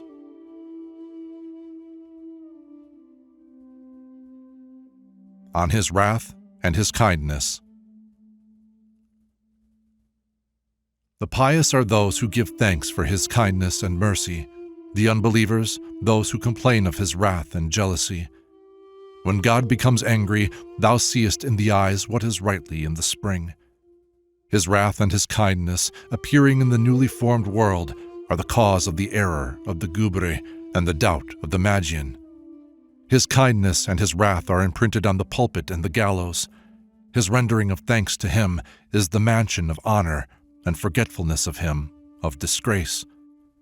His kindness is comfort for men's lives, his wrath a fire for their souls. His kindness rejoices the slave, his wrath makes man its mock. When the lam of his kindness shows itself, the dal of fortune gains the victory. If the kaf of his wrath rushes forth, it melts Mount Kaf like silver. The whole world dreads his anger and his subtlety. The virtuous and the ungodly are alike in their terror. When his kindness mixes the draught of exhilaration, the shoe of the Sufi mounts to ecstasy. When his wrath comes forth again, ecstasy draws in its head like a tortoise. His wrath melts even his beloved. His kindness cherishes the beggar. He it is who nourishes thy soul in unbelief or in the faith, he who gives thy soul the power of choice. Thy life's soul lives through his kindness, for by his kindness thy life endures. By his disposing wrath and kindness he brings to life the dead, to death the living. His wisdom cares for the slave, his favor accomplishes our undertakings. When his wrath came forth in conflict, it killed the country's king by means of an impotent gnat. Then, when he saddled the horse of kindness, he caused the food of worms to gather locusts. Through God, he abode in wisdom and right counsel. The worms were silver, the locusts gold, and as in the midst of God's favor he suffered a proving trial, when again in favor he laughed at his misfortunes. When his wrath spreads the snare, he turns the form of Bilam into a dog. When his kindness worked, he brought the dog of the companions of the cave into the cavern. The magicians, through his kindness, exclaimed, "No harm." His wrath caused Azazel to say, "I am better." With God, no good and no evil has power, with whom can it be said that there exists no one else in the world? No matter whether small or great, his wrath and his kindness reach everyone alike. Emperors humble themselves on his path, heroes bow down their heads at his door. Kings are as dust before his door. Pharaohs fly in terror from before him. By means of a Turkish demon, a slave just bought, he overthrew 100,000 standards of war. While yet he had no more than a couple of retainers, he folded up the carpet of a hungry band. If he says to the dead, "Come forth," the dead comes forth, dragging his winding sheet behind him, and if he says to the living, "Die," he dies on the spot, though he be a prince. The people are proud of heart through his kindness. Because of the respite he gives them, they fear not at all. But whoso manifests presumption in his kingdom has broken away from the straight road. His poison shall be the sufficient food of the champions, his wrath an adequate bridle for the haughty. He has broken the necks of heroes by his wrath. To the weak he has given a double share of his kindness. The quickness of his forgiveness obliterates the marks of our pleading from the path of speech. He gives shelter to him who repents of his sin and cleanses his pages of the crime. His forgiveness outruns the fault. My mercy outstrips is a wonderful saying. He is the giver of the soul, not as we are, a creature to whom a soul is given. He holds up the veil. He does not tear it as we do. He is thy shepherd, and thou choosest the wolf. He invites thee, and thou remainest in want. He is thy guardian, and thou thyself carest not. O well done, thou senseless sinning fool! He reforms our nature within us. Kinder than ourselves is he to us. Mothers have not for their children such love as he bestows. The worthless he makes worthy by his kindness. From his servants he accepts thankfulness and patience as sufficient. His beneficence has shut the door of sense against the eye of wisdom and uprightness, and opened to it the path of the Spirit. Since his clemency has established thee, thou art secure against the plunderers. The mountain dweller ever escapes in the plain the affliction of the northeast wind. Though invisible to us, he knows our faults. His pardon can wash them away. His knowledge has concealed our imperfection. The secret thou hast not yet spoken, he has heard. The sons of men, ever unjust and ignorant, talk in folly of God's kindness. He works good, and ye work evil. He knows the hidden things, and ye are full of fault. Behold, after thy so many doubts, this care of the knower of the hidden for a wicked world. Had it not been pure favor on his part, how could a handful of earth have come to wear a crown? The alighting place of his pardon is on the plain of sin. The army of his kindness comes out to meet our sighs. When the sigh of the knower of God raises the veil, hell seizes its shield from fear of him. His forgiveness grants itself to our sins. His mercy descends to bestow benefits. Thou hast committed the iniquity, yet he keeps faith with thee. He is more true to thee than thou art to thyself. His bounty brought thee into activity. Otherwise, how could this market have been set up on earth? Whoso becomes non-existent, to him is given existence. Whoso slips receives a helping hand. He it is who takes the hand of the friendless and chooses weeds like us. For as much as he is pure, he desires the pure. The knower of the hidden desires the dust. On his omniscience and his knowledge of the minds of men, he knows the draft of each of his creatures. He has given it, and he can give its opposite. He is the creator of thy wisdom, but his wisdom is untainted by the passage of thought.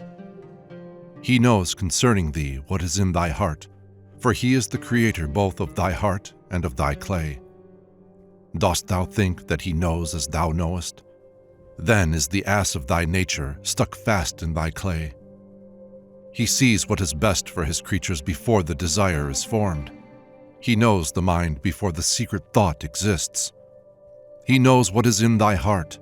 Before thou speakest, he performs the work. God brings joy and takes away sorrow. God knows our secrets, and he keeps them safe. Silence before him is the gift of tongues. Thy life's food thou receivest from a table bare of bread. Man's desire cannot wish for such things as he has prepared for him. He knows the condition of his creatures. He sees it and can give accordingly. He has prepared for thee thy place in paradise, that tomorrow thou mayest enter into joy. It is enough that he speaks.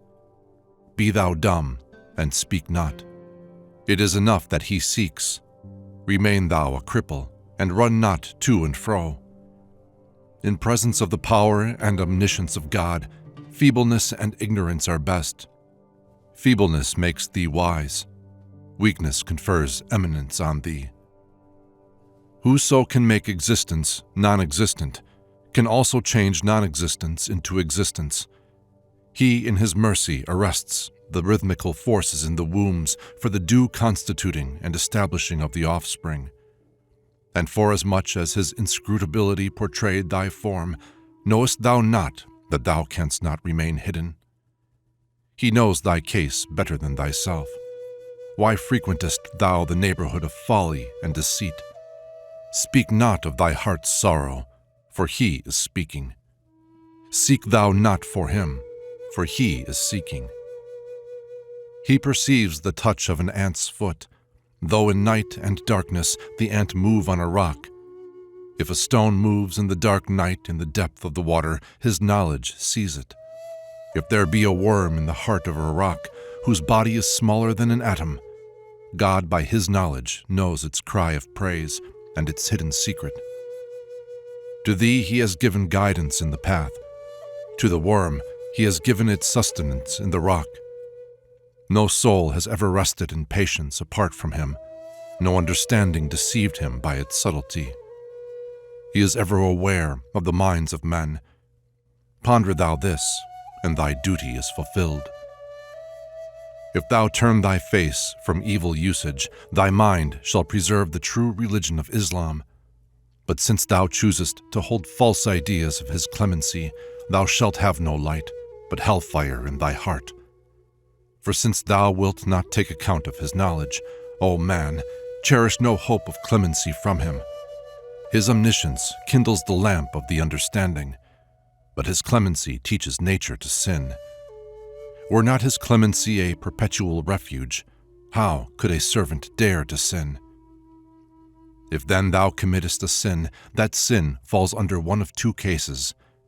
If thou thinkest that God knows not, I say to thee, well done, O thorough-going infidel. And if thou thinkest that God knows, and still thou committest it, bravo, impudent one, and vile. Myself, I acknowledge that no man knows thy secrets. God knows. God is not less than man, and I take it that if he hides this forgiveness from thee, is it not that his omniscience knows that it is thus with thee? Then turn from this vile conduct of thine. Otherwise, on the day of thy resurrection, thou wilt forthwith see thyself drowning in the sea of thy shame. Concerning his beneficence, and verily, he is the provider of provisions.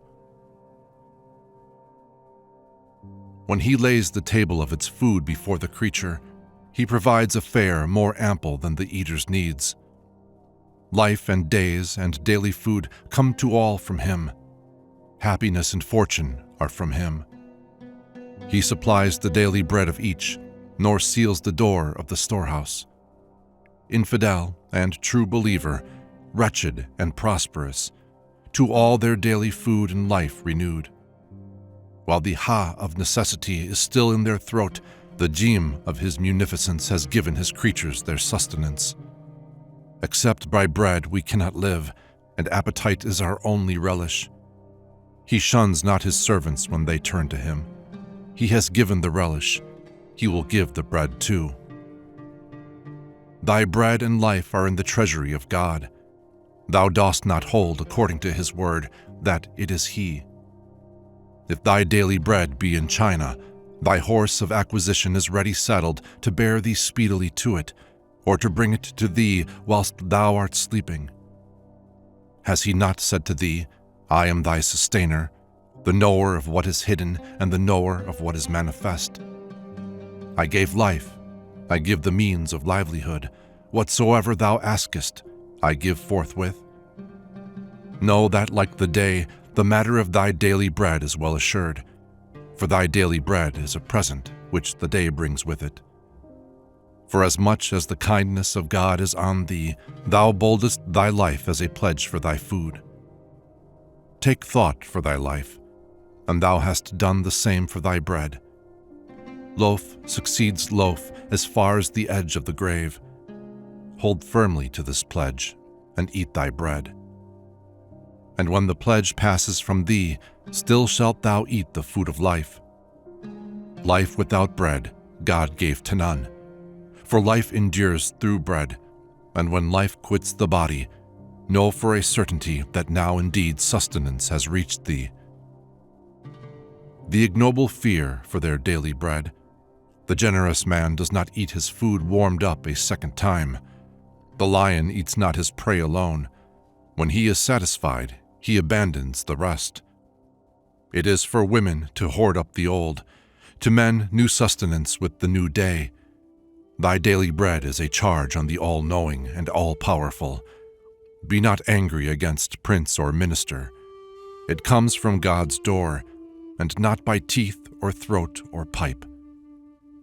The lordship of a house is a lordship with sorrow, especially for him who has no wealth or treasure. The lordship of a house is all sorrow and desire. Leave aside the house, and God is sufficient for thee. Let thy trust at all times be on God, rather than on mill and sack. For if the clouds give thee no water for a year, I foresee that thy affairs will be altogether ruined. A story. An old man put forth his head, and seeing his field dried up, I spoke thus: O Lord of both new and old, our food is in thy hands, do what thou wilt. The sustenance thou givest to fair and foul depends not on tears of cloud nor smiles of field. I well know thou art the uncaused sustainer. My life and my food all comes from thee. Thy one is better than thousands of thousands, for thy little is not a little. A flame from him, and 100,000 stars appear. A drop from him, and 100,000 palm trees spring up. He who is in fear about his daily food is not a man. Truly, he is less than a woman. A story.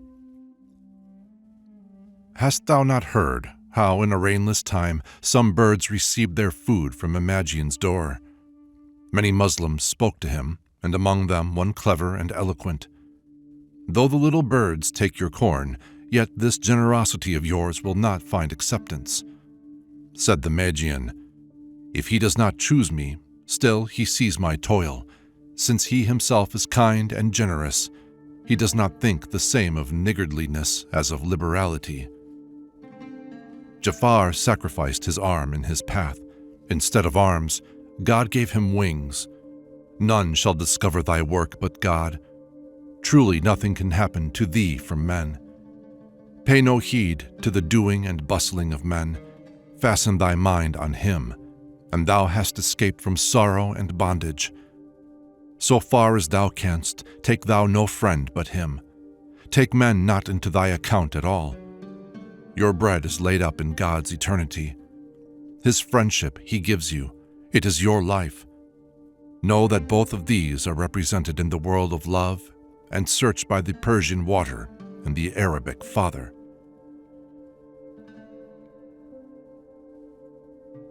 On the desire for God. So long as thou art a stranger to the light of Moses, thou art blind to the day, like the bird of Jesus. Since thou hast no knowledge of the path of poverty, thou art in hiding, like the inside of an onion. First, for the sake of his comforting love, do thou make thy head thy foot, like the reed, and continue seeking him, that by thy perfect search thou mayest reach that place where thou knowest thou needest seek no more. Did not an indolent one, when he heard murmurs of sloth on his heart's tongue, ask, Ali, say, O Prince, illuminer of the soul, is the dark night better or the day?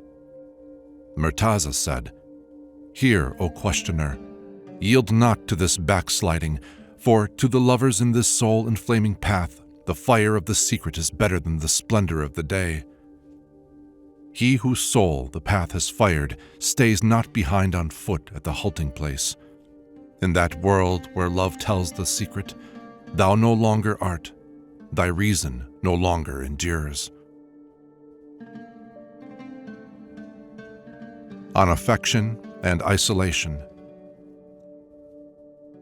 The lovers are drunk in his presence, their reason in their sleeve and their soul in their hand.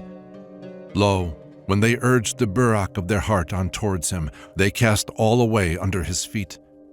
They throw down life and heart in his path, and make themselves of his company.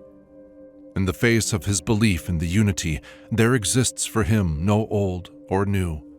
All is naught, naught. He alone is. What worth have reason and life in his eyes? The heart and the true faith pursue the road together. The veil of the lovers is very transparent. The tracings on these veils are very delicate.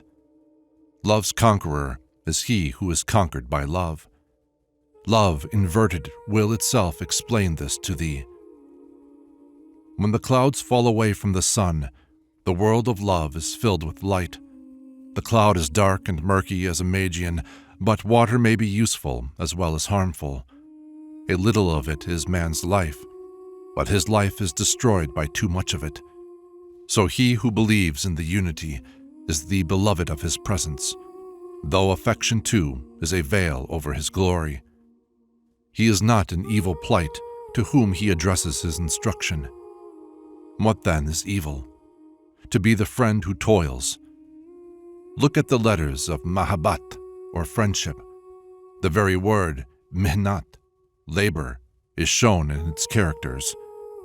O thou who lovest the beauty of the presence of the invisible, till thou seek for the meeting with his face, thou wilt never drink the draught of communion with him, nor taste the sweetness of inward converse with him. Since thou knowest the one and assertest the one, why search after the 2 and 3 and 4? Together with alif, go B and te. Count B and te an idol, and alif, God. Continue to ply hand and foot in search. When thou reachest the sea, talk not of the rill. Since glory and shame have made of thee a slave, O youth, What hast thou to do with the eternal? Thou art but newly come into existence. Talk not of the eternal, thou who dost not know thy head from thy foot. There are 100,000 obstructions in thy path. Thy courage fails and falls short. Thy talk is trickery still. Still thou remainest in the snare. Betake thyself at once to the ocean of righteousness and true religion, thy body naked like wheat grains or like Adam, that so he may approve thy complete renunciation. Then see that thou meddle not again with these useless encumbrances. Thou art as yet a follower of Satan. How canst thou become a man without repenting? When he admits thee in his court, ask from him no object of desire. Ask himself, when thy Lord has chosen thee for friendship, thy unabashed eye has seen all there is to see. The world of love suffers not duality. What talk is this of me and thee? When thy theeness leaves thee, fortune will uplift thy state and seat. In a compact of intimacy, it is not well to claim to be a friend, and then still me and thee. How shall he that is free become a slave? How canst thou fill a vessel already full? Go thou, all of thee, to his door. For whoso in the world shall present himself there in part only, who is wholly naught. When thou hast reached to the kiss and love glance of the friend, count poison honey from him, and the thorn a flower. For the rust on the mirror of the free, no, is the nail-parer. With it cut off existence. Be not filled with thy incapacity time after time as a boat is filled. Dost thou not read in God's book that those who die are not dead but living? Receive alike good and evil, fair and foul. Whatever God sends thee, take it to thy soul. Did not Azazel, receiving from God both his mercy and his curse, deem them both alike? Whatsoever he obtained from God, good or evil, he held both equal. But the likeness of him who waits at the door of princes is as a sail in unskilled hands. On renunciation and strenuous endeavor. Whoso desires to be lord of his isolation, and whoso seeks to guard his seclusion, must take no ease within, nor adorn himself without. That praise which is bestowed on outward seeming imports the abandonment of true praise and adornment. The beggar asks bread at the door of the king. So the lover begs food for his soul. On the path, naked and fearless, he has cast water and fire and earth to the winds. Standing on the plain of the signposts of time, what matter, fools to him, what the philosopher of the age? O brother, hold thy liver as roast meat in the fire of renunciation, not a broth. The mean-spirited dog seeks a bone, the lion's whelp seeks the marrow of life.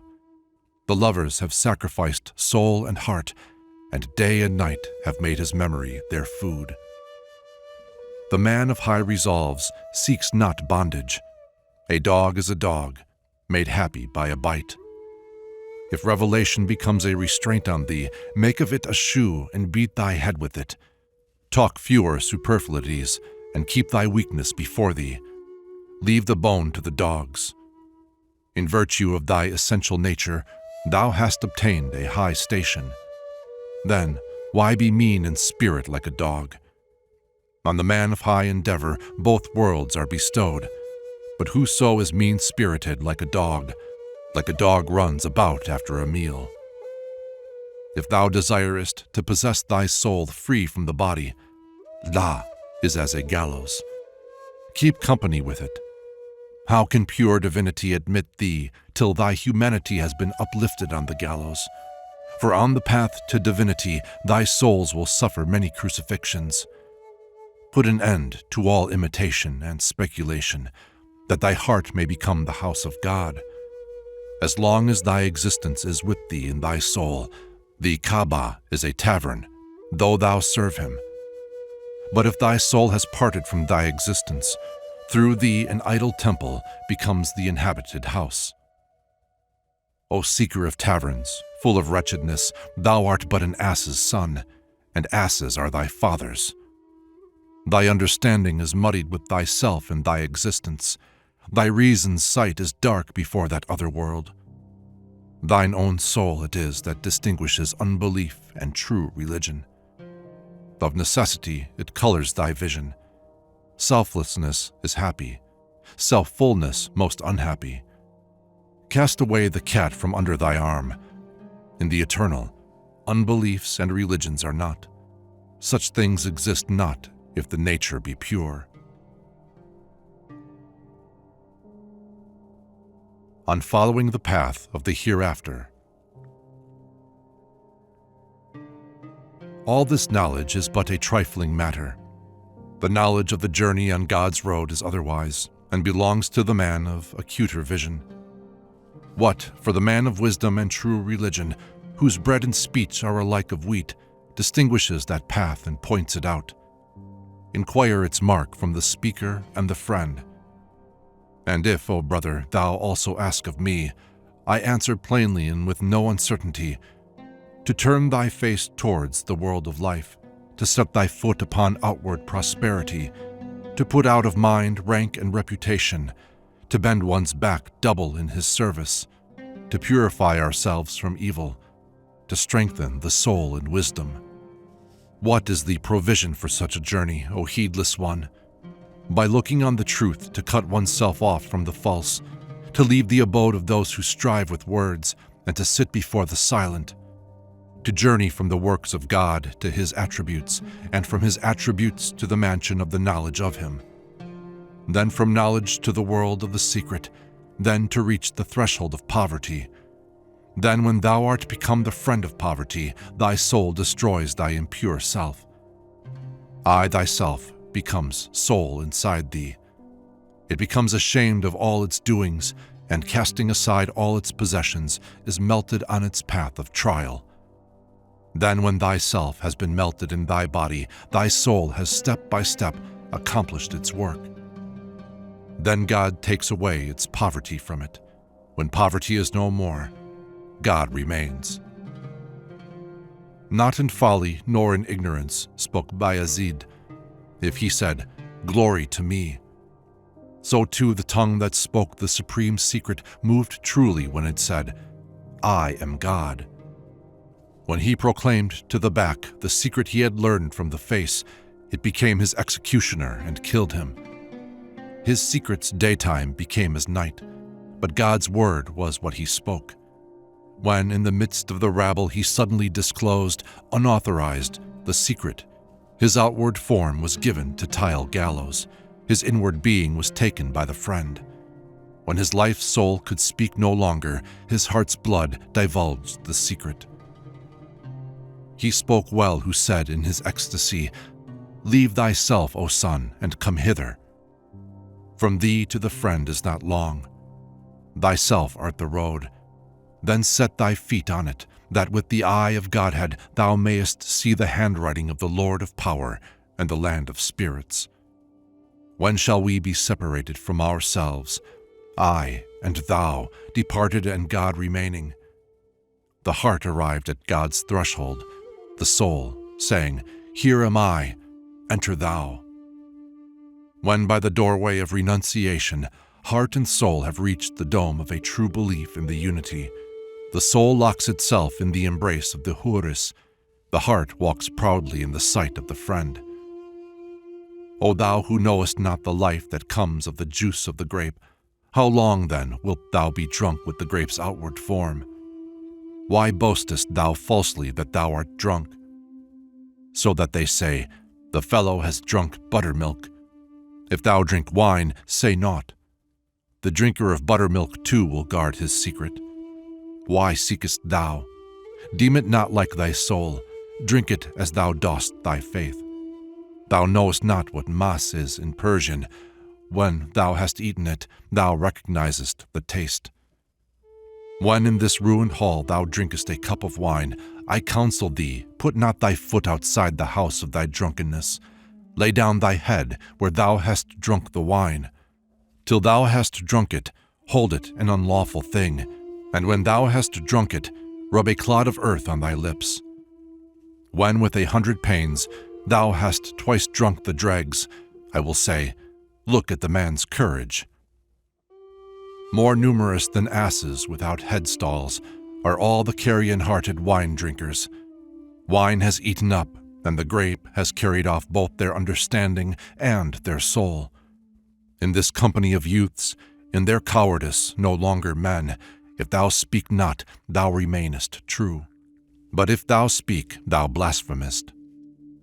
How canst thou go forward? There is no place for thee. And how then wilt thou leap? Thou hast no foot.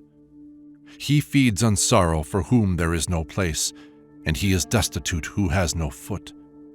Those who, freed from being, stand at the door of the true existence, did not today for the first time gird up their loins at his door.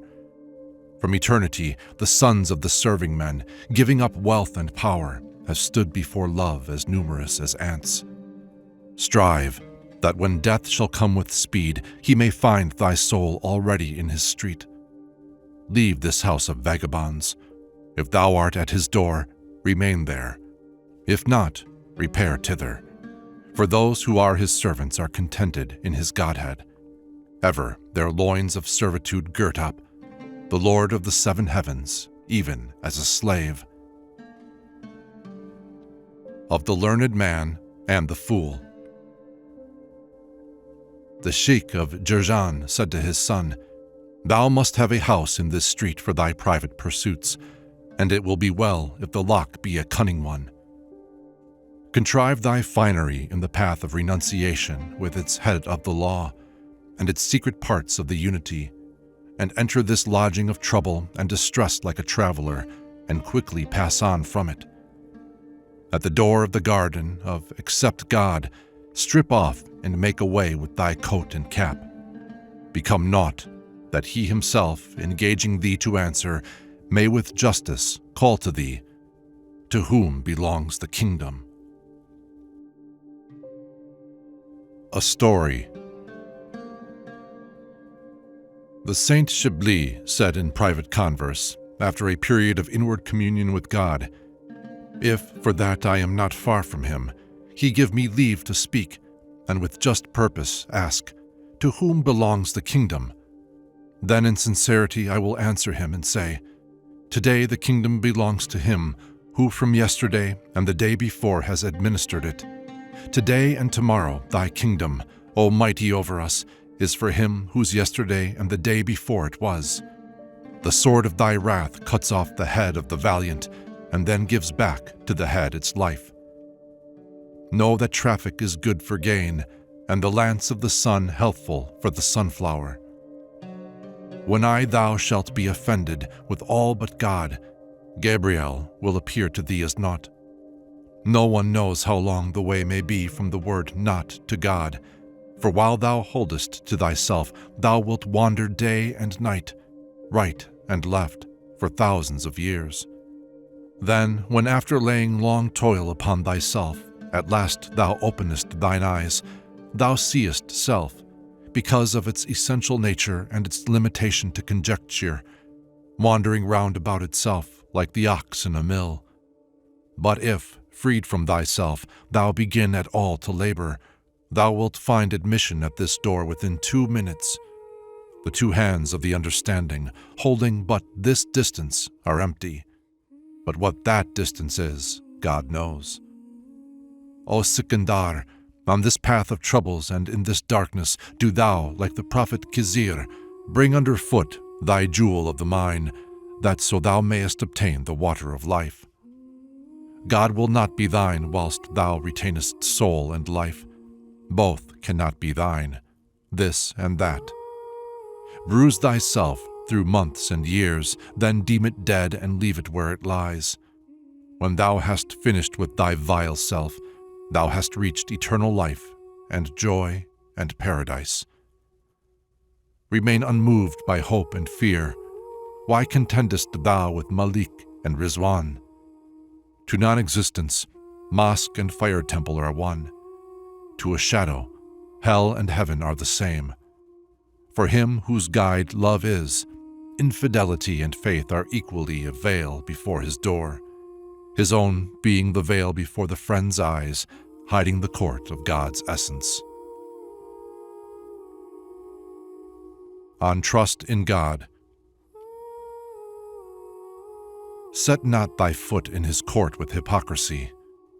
The men of the path walk in trust. If thou hast a constant trust in him, why not also in his feeding thee? Bring then thy belongings to the street of trust in God, then fortune will come out to meet thee. Listen to a story concerning trust in God, so that thou remain not a pledge in the hand of the devil. And learn the law of the path from a woman, besides whom a braggart man shows but contemptibility. On the trust in God shown by old women.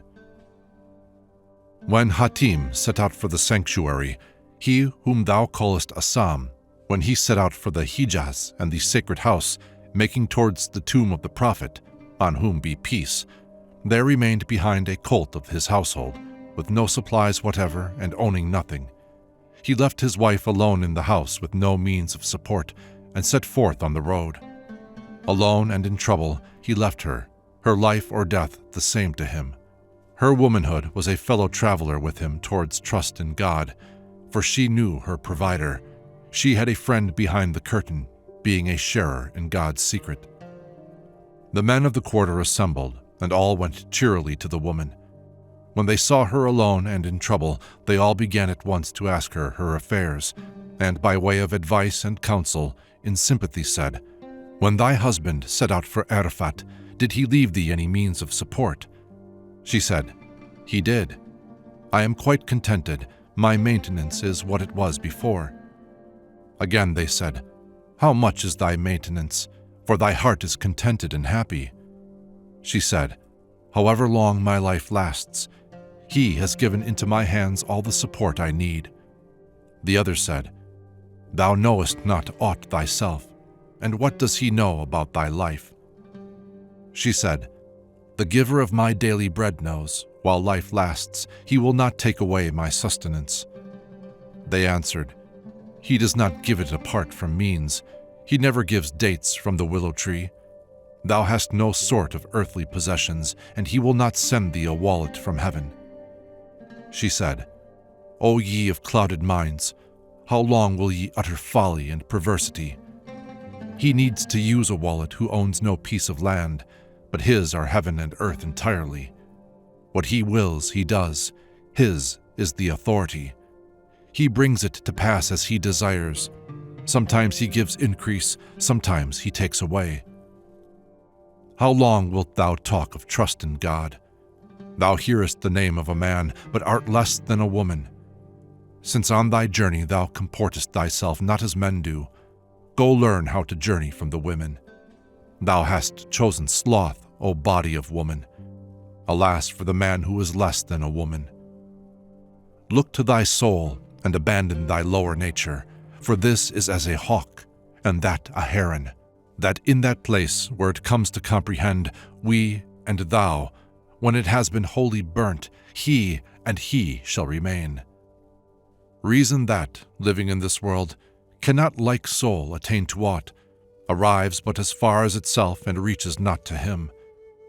The ears of the head are two, the ear of love one. This is for religion, those for doubt. Though the ear of the head listens to innumerable things, the ear of love listens only to the story of the one. Those two ears are set on each side of thy head like waterspouts. Why dost thou still cry and howl? Thou art but a child. Go, turn thine eyes away from the devil, lest he put ears on the sides of thy head.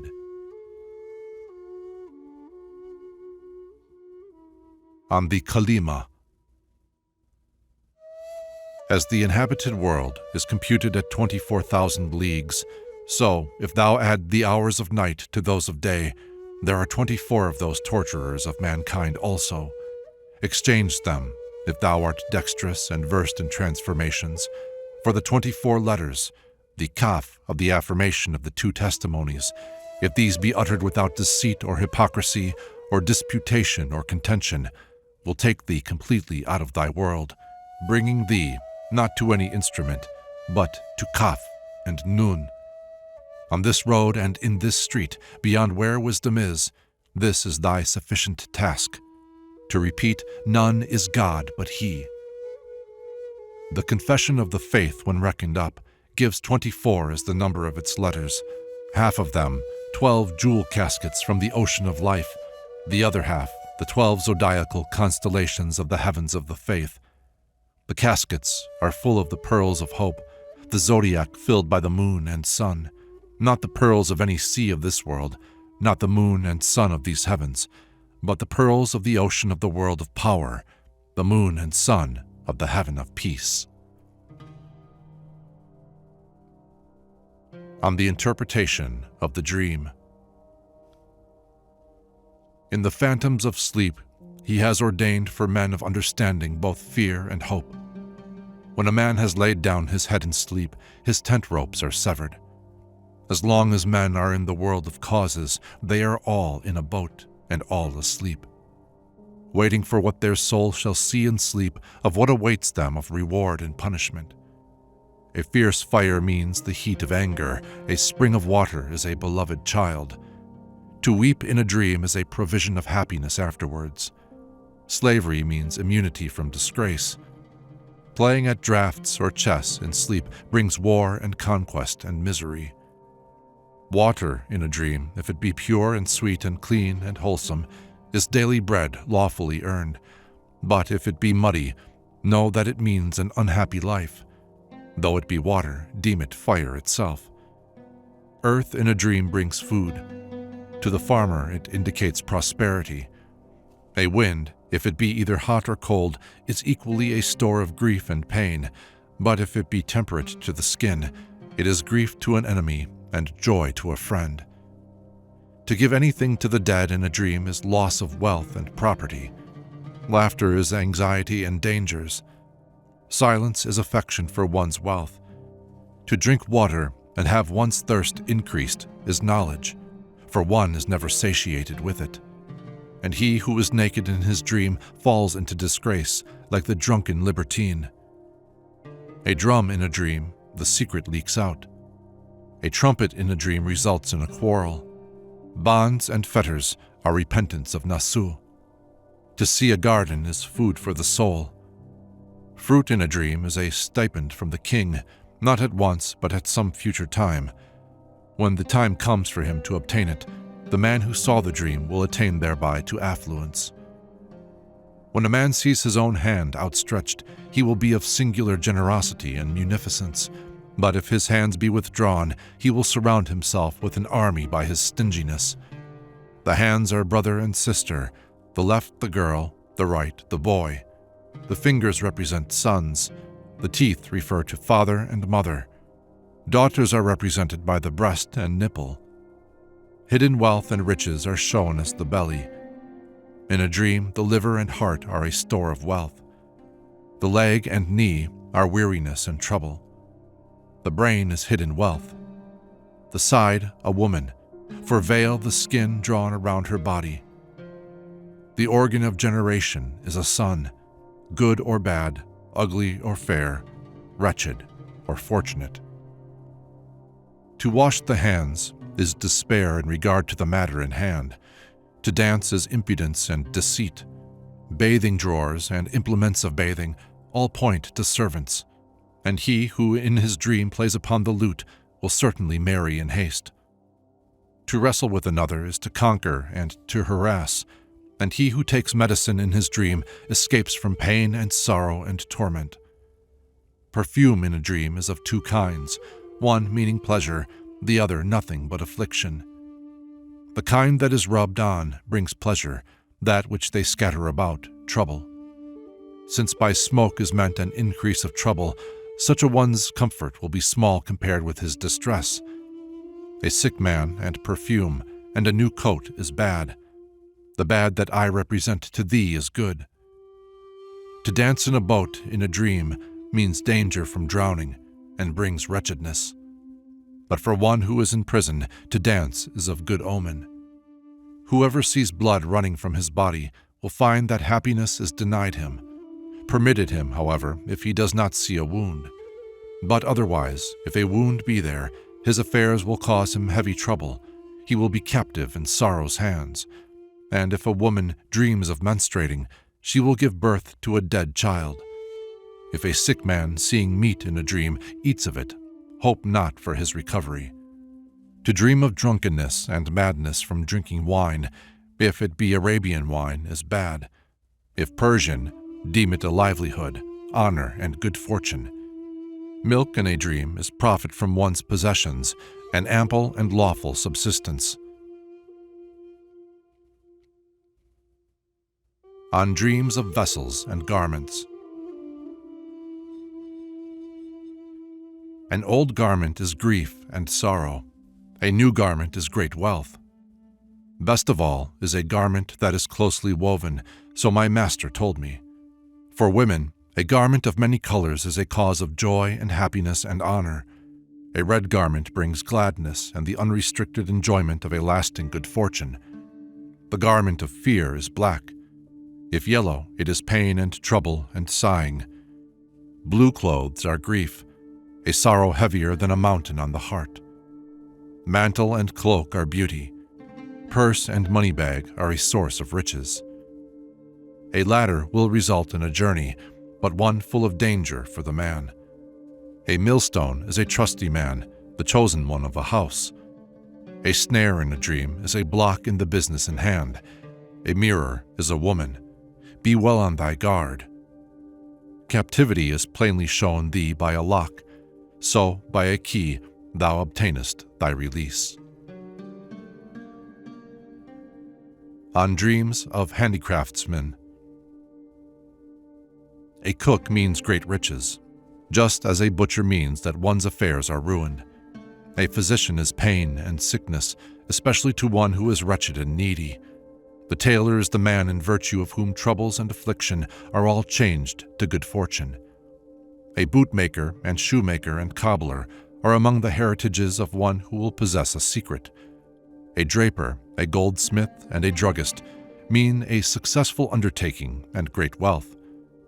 A vintner, a musician, and a dancer bring joy and gladness. A horse doctor and horsebreaker and oculist point like a fingerpost to ruin. To see a hunter in a dream brings trickery and deceit into one's path. A maker of swords indicates affliction, so too an arrow maker preparing arrows. A water carrier, a potter, and a porter, all three are to be considered as indicating wealth.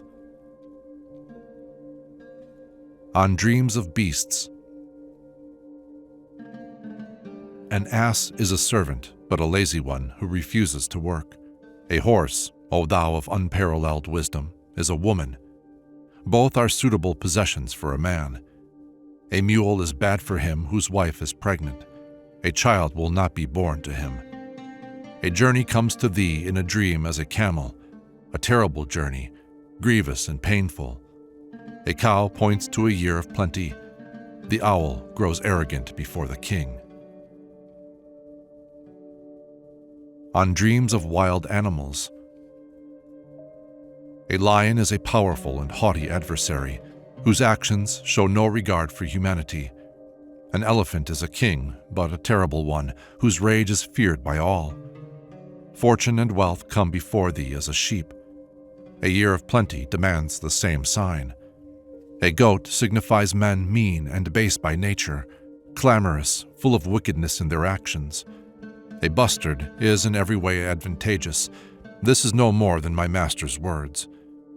The deer, O aged in wisdom, rather receives its interpretation from the women's apartments. The leopard, of evil deeds, represents an enemy perfidious in his dealings. The tiger also is considered to be an enemy, so they relate in the book.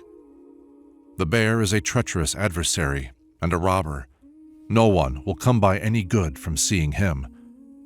A hunting leopard and hyena and wolf and fox are enemies, evil disposed every one of them. And although the fox is a worker of wiles, yet it is still worse if thou see one dead. Every snake is a rancorous enemy, but again it is worse for thee if it makes towards thee. A scorpion and tarantula and other creeping things all and each denote calamities.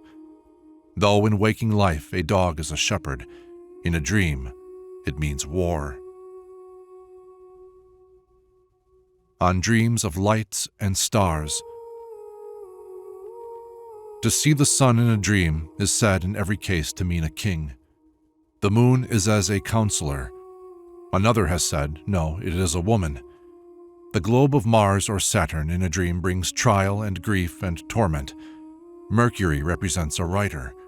Jupiter comes as a treasurer and minister of state. Venus is the origin of joy, of pleasure, of desire, and of ease. And the other stars deem thou brothers.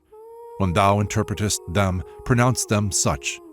For thus Yaqub, who established this method of interpretation, disclosed the secrets of this science to his son.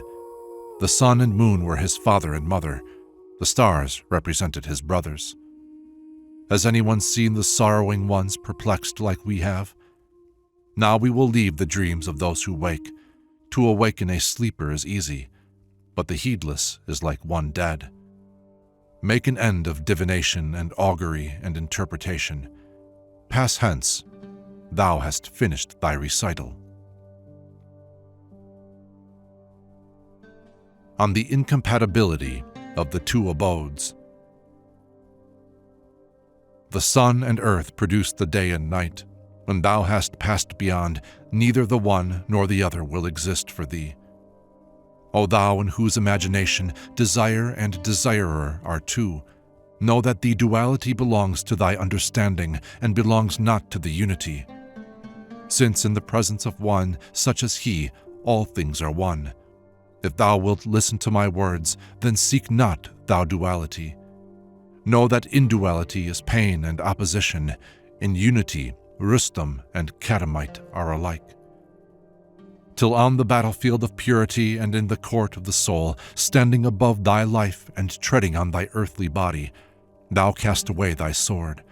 Thou wilt not become a shield. Till thou lay aside the crown, thou wilt not become a leader. So long as thy soul is a slave to the crown, thy acts will ever be wrong. When thou no longer heedest crown and zone, then art thou chief over the chiefs of the age. To abandon the world is to mount the horse of God's favor. Its repudiation is the establishment of pure truth. The death of the soul is the destruction of life. The death of the life is salvation for the soul. By no means stand still on this path. Become non-existent. Non-existent, too, as regards becoming non-existent. When thou hast abandoned both individuality and understanding, then for thee this world changes to that one. Every desire that springs up in thee, strike that moment at its head, as thou dost with the lamp, the candle, and pen. For every head that comes in sight is on this path meet to be cut off. To be headless before heroes is due respect. For ever a chief seeks a cap of honor. To lose thy head brings thee a head again for its fruit. By reason of its headlessness, the pomegranate is a casket full of pearls. Though a crown is a protection to a bald head, with such a head it is wrong to wear a crown. Thou hast corruption under thy cap. Then canst thou not possibly pass the bridge of fire. Better for a man than earthly fortune is a well. A bald man becomes arrogant when he receives a crown. So is it well that while on this night journey, when thou puttest thy hand to thy head, thou shouldest find no crown thereon. For while the bald-headed man desires a crown to cover his defect, the man of the path seeks for the invisible.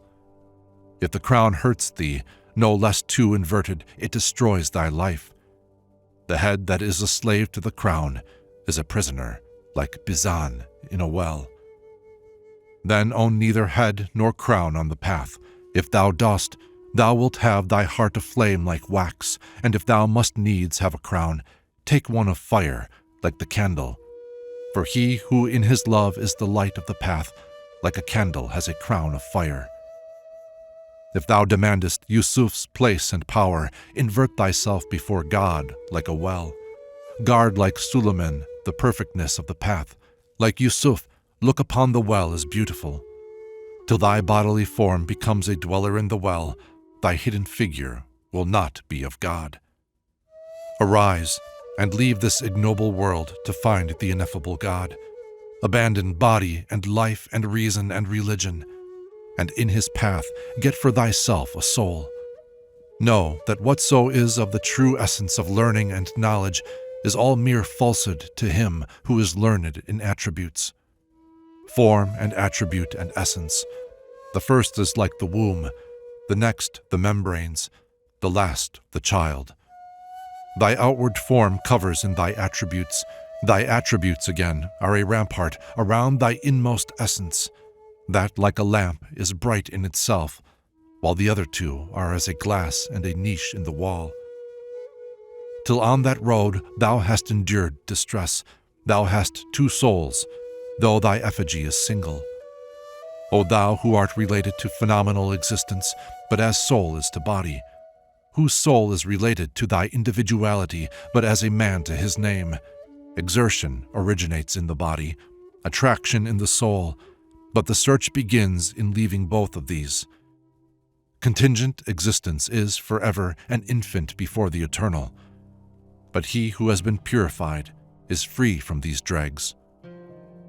So long as the race of man endures, there are two mansions prepared for him, this for pain and want, that one for blessing and delight. While earth is the habitation of the sons of men, the tent of their daily supplies is erected over them. Esteem then this earth a guest house, but count man the master of a family. Though till he has suffered pain on this dust heap, he will not reach the treasure of that mansion. I ask thee, since thou art heir to the knowledge of philosophy and law, their principles and deductions, religion ever flees from form, that she may constrain men from evil. Give me an answer truly, if thou art not dead, nor art asleep. Since thou hast been constituted with a soul, is not the soul a sufficient reward for thee in exchange for thyself?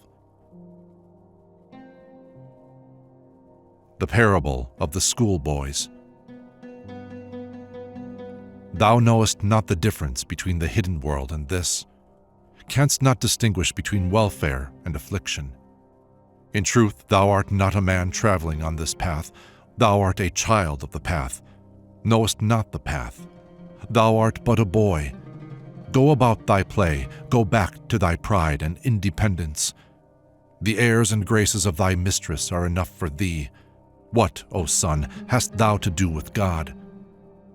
What concern hast thou with paradise and eternal delight, who hast rejected the life to come for this present world? He knows thy baseness. How shall he invite thy theeness to himself? He offers thee the virgins and palaces of paradise, but thou art beguiled by this present world and its beauties. O unfruitful one, be not feebler than a boy to follow the path of God. If a boy is unequal to learning his task, hear at once what it is that he wants. Be kind to him and treat him tenderly. Make him not to grieve in helpless expectation. At such a time, give him sweetmeats in his lap to comfort him, and do not treat him harshly. But if he will not read, at once send for the strap. Take hold of his ears and rub them hard. Threaten him with the schoolmaster. Say that he will have strict orders to punish him, that he will shut him up in a rat house, and the head rat will strangle him. In the path that leads to the life to come, be not thou less apt than a boy to receive admonition. Eternity is thy sweetmeat. Haste thou then, and at the price of 2 rakahs obtain paradise. Otherwise, the rat house will for thee be hell, will be thy tomb which meets thee on thy way to that other mansion.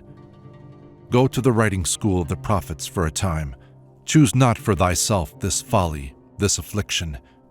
Read but one tablet of the religion of the prophets. Since thou knowest nothing thereof, go, read and learn, that haply thou mayest become their friend, mayest haply escape from this stupidity. In this corrupt and baleful world, deem not thou that there is aught worse than stupidity. On striving in God's path, If thou wouldest possess the pearl, O man, leave the barren waste and wander by the sea. And if thou obtainest not from the sea its pellucid pearl, at least thou shalt find that thou hast not failed to reach the water. Strive in God's path, O soldier. If thou hast no ambition, thou shalt have no honor. Saddle and get ready thy horse for the journey to the court of the blessed.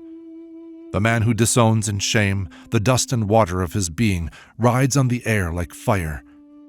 Crown not thy head with the heavens, so mayest thou receive the diadem from Gabriel.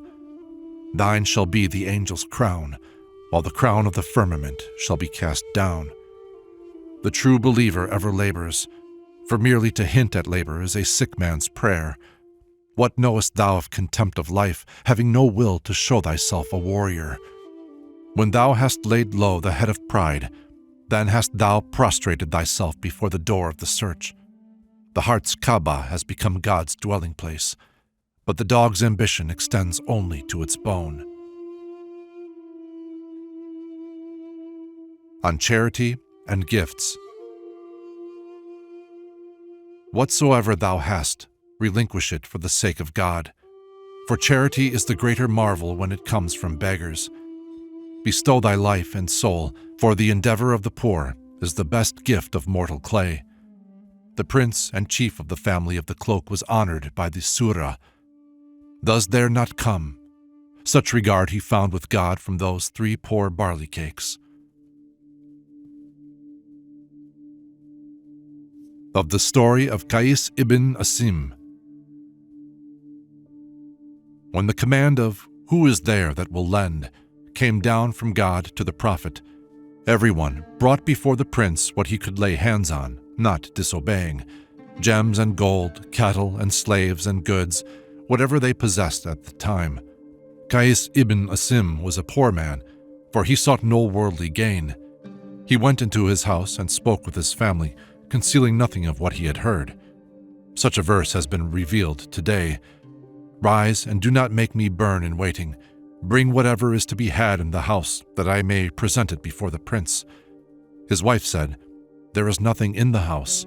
You are not a stranger here. Said he, Seek at least for something. Whatever you find, bring it to me quickly.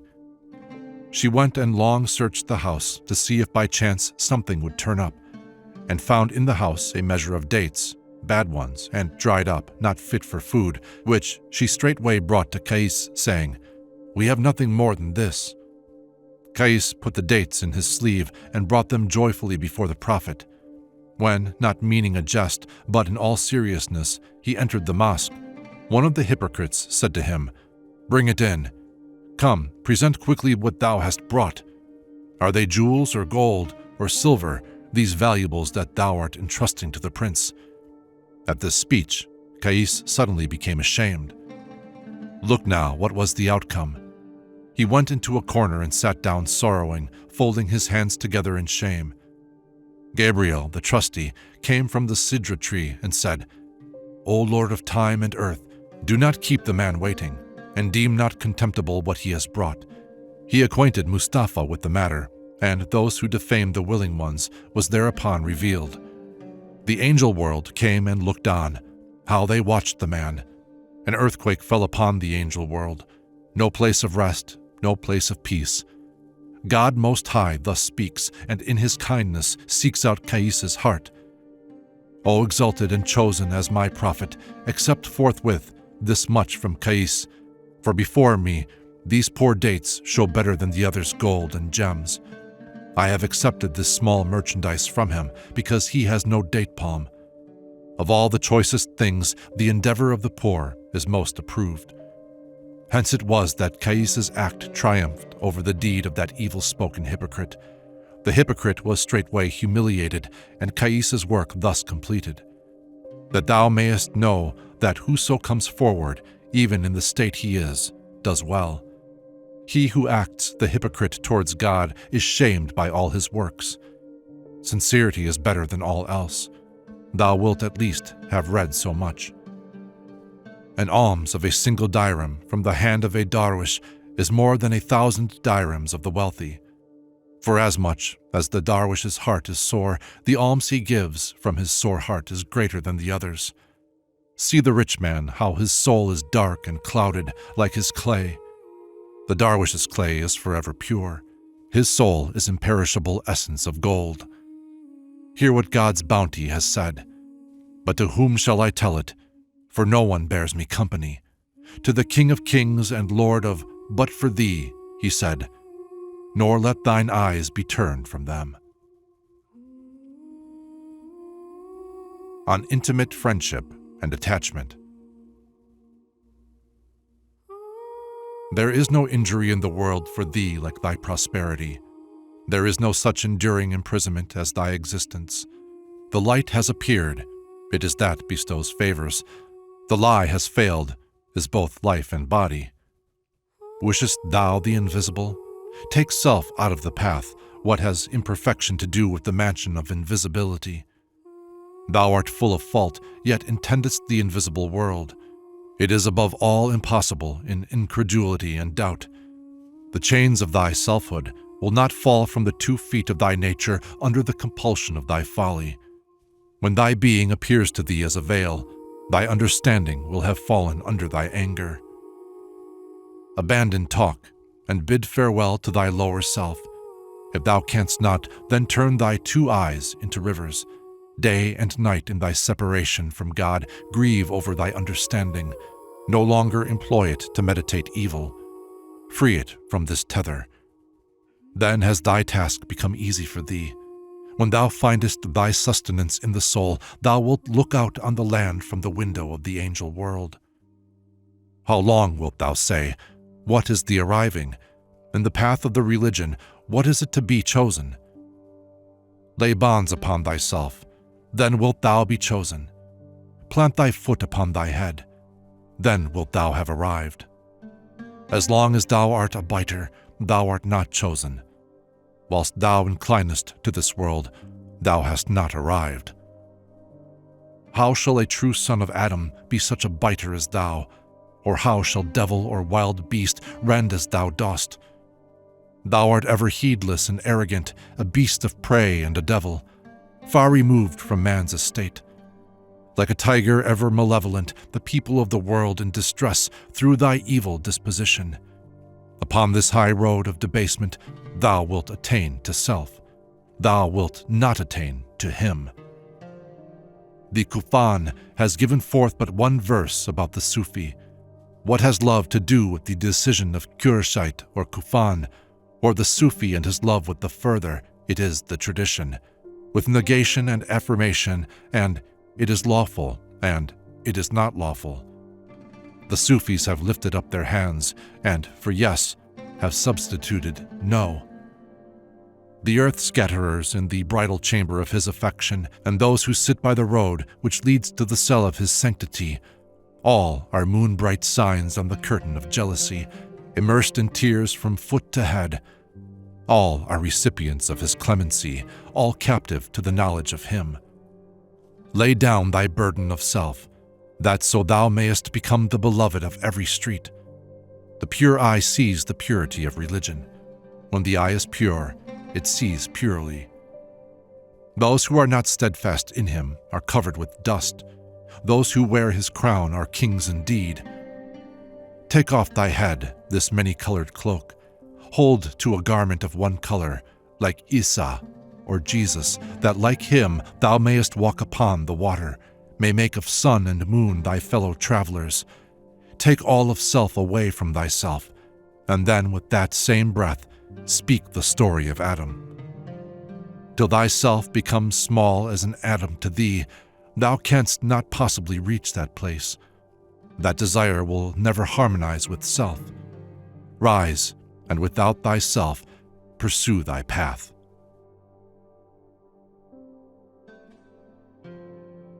He who is indifferent to the world finds a kingdom that shall not wane. There was an old ascetic in Basra, none in that age so devout as he. He said, I rise every morning determined to fly from this vile self. My self says to me, Come, old man, what wilt thou eat this morning? Make some preparation. Come, tell me what I am to eat. I tell him, death, and leave the subject. Then myself says to me, what shall I put on? I say, the winding sheet. Then he questions me and makes most absurd requests, such as, O thou of blind heart, where dost thou wish to go? I say to him, silence, to the graveside, so that perhaps while in rebellion against myself may draw a breath in freedom from the fear of the night watchman. Honor to him who condemns self and does not permit it to stand before him. On the asceticism of the ascetic. An ascetic fled from amongst his people and went to the top of a mountain where he built a cell. One day by chance, a sage, a learned man, wise and able, passed by and saw the ascetic so holy and devout. Said he, poor wretch, why hast thou made thy dwelling and habitation and home upon this height? The ascetic said, the people of this world have been clean destroyed in their pursuit of it. The hawk of the world is on the wing, calling aloud in every country. He speaks with eloquent tongue, seeking his prey throughout the world, ever calling on its people, afflicted and parted from their Lord. Woe to him who fears me not, who shows no anxiety to seek me. Let it not happen, as in Fustat, few birds and hawks in plenty. On the love of the world and the manner of the people of it.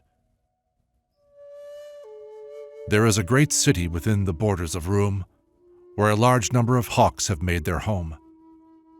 Fustat is the name of that city of renown. It extends to the borders of Dimya. With it no horse sparrows fly, for the hawks hunt them through the air and leave no birds inside that city, for they devour them within an hour. The times are now become like Fustat. The wise are like the birds, despised and helpless. I have hidden myself upon this height to be at peace from the evil of the world. The sage said, who lives here with thee? How farest thou on this hilltop? Said the ascetic, myself is in this house with me by day and night. The sage said, then hast thou accomplished nothing. Cease, O fool, to follow the path of asceticism. The ascetic said, they have fixed myself within me and sold me into his hands. I cannot separate myself from him. What means of escape could I contrive? Said that worthy philosopher to the ascetic, thyself instructs thee in evil deeds.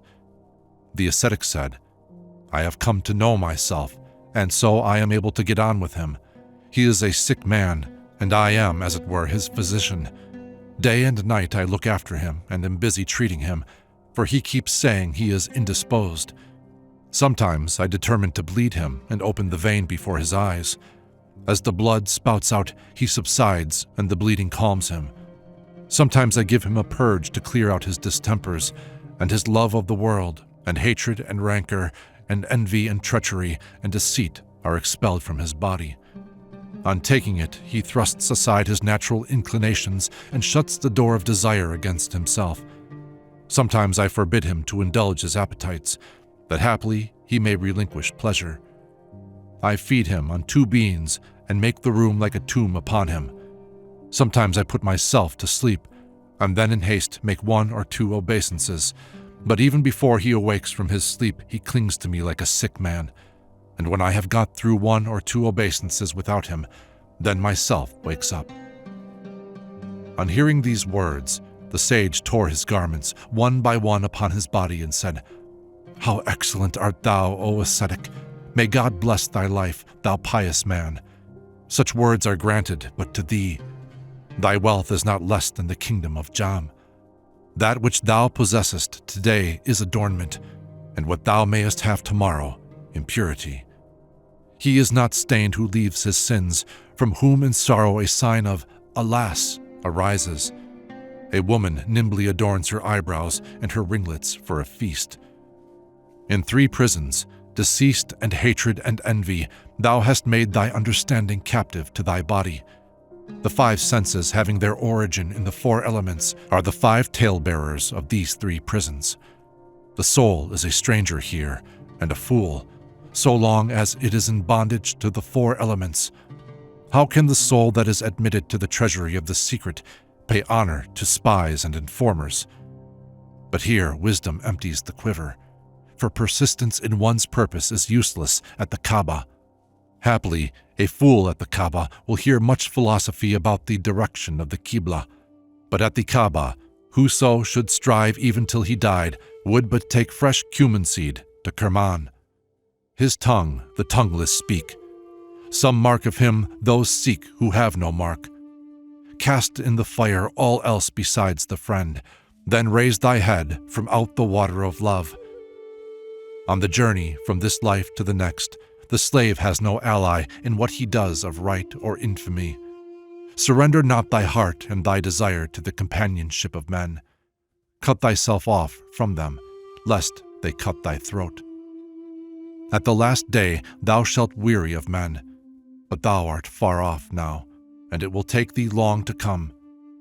Then wilt thou discover the onion's value, when thou art denied admittance to the straight road. Those who are not friends, yet whom thou deemest such, thou wilt see that they all break their faith with thee. The rose tree of the garden of those who cherish self is become as a boil, a malignant pimple. Understand well the state of men who will be no whit different at the resurrection. Whatsoever he chooses, that will be set before him, and what he takes from here, he will see there. When the second command of God has uttered 4 takbirs upon thy 3 pillars, the cloth weavers of the eternal world will recite thine own words and poems to thee. The things the worthy shopkeeper sends to his house from the market, whatever they may be, his family bring before him at home in the evening. So whatever thou takest away from here is kept, and the very same is brought before thee at the resurrection. There is no change or substitution there. By no possibility can an evil become a good. Nothing will be given free to anyone there. What is due is given, and nothing besides. Rise and read, if thou knowest it not, the explanation of this in the divine word. Thou shalt not find any change in the ordinance of God. Thou shalt not find any alteration in his religion. No alteration comes over his inexorable sentence, no change upon his all-embracing decree. Rise and put away thy uncleanness, or thou wilt not receive thy pardon in that world. If now thou piercest thyself with an arrow, thou wilt throw into the fire thy sorrow and thy pain. Of addresses to God and self-abasement and humility. Prayer will not draw back the veil of majesty till the servant comes forth from his defilement. As thy purity opens the door of prayer, so know that thy corruption locks it against thee. When wilt thou plant thy foot upon the heaven's roof? When drink wine from the angel's cup? How can God in his kindness take thee to himself, or freely accept thy prayers, while, like an ass within this rotting mansion, thy belly is full of food and thy loins of water? How wilt thou ever see the Lord of the divine law, thy lower parts sunk in the water, and thy nose in heaven? Thy beggar's food and cloak must both be pure, or thou wilt come to thy destruction in the dust. If food and raiment be not pure, how is thy prayer better than a handful of dust? Keep pure for the glory of God's service thy habitation and thy raiment and thy soul. The dog sweeps his lair with his tail, but thou sweepest not with sighs thy place of prayer. Though all thou hast be spotless, yet is all polluted before God. He who seeks him makes use first of a bath, for God accepts not the prayers of the unclean. And how canst thou perform thy neglected ablution so long as thy heart holds enmity and hatred? Thy envy, anger, avarice, desire, and covetousness, I marvel indeed if these will admit of thy coming to prayer. Till thou banishest envy from thy heart, thou wilt never be free from its evil workings. If thou hast not washed thyself free from blame, the mighty Lord will not receive thy prayer. But when thy heart draws thee out from thyself, then true prayer rises up from thy destitution. The whole of prayer, lies in ablution and purification. Recovery from a grievous sickness depends on the use of remedies. Until thou sweep the path with the broom of naught, how canst thou enter the abode of except God? So long as thou art under the dominion of the 4, the 5, and the 6, thou shalt not taste of wine save from the jar of lust. Burn and destroy all else but God. Cleanse thyself from everything but the true faith. The soul's Qibla is the threshold of the Most High. The heart's Uhud is the sanctuary of the One. At Uhud, devote thy life like Hamza, that so thou mayest taste the sweetness of the call to prayer. Come not in thy pride to prayer, take shame to thyself and stand in awe of God. Him God receives in prayer who has no commanding dignity in his own eyes. Helpless, thou wilt be received with kindness, wanting for nothing. Thy prayer will not be accepted. Wanting for nothing, if thou give thyself the trouble of prayer, thou shalt consume thy liver fried in the pan with onions. But if along with prayer goes helplessness, the hand of kindness shall raise the veil of the secret. Then, speeding into the court of God's kindness, he renders what is due, he obtains what he sought. And if it be not so, Iblis will hear thee when thou art at prayer, and drag thee forth again. Thou camest abject, thy prayer is honored.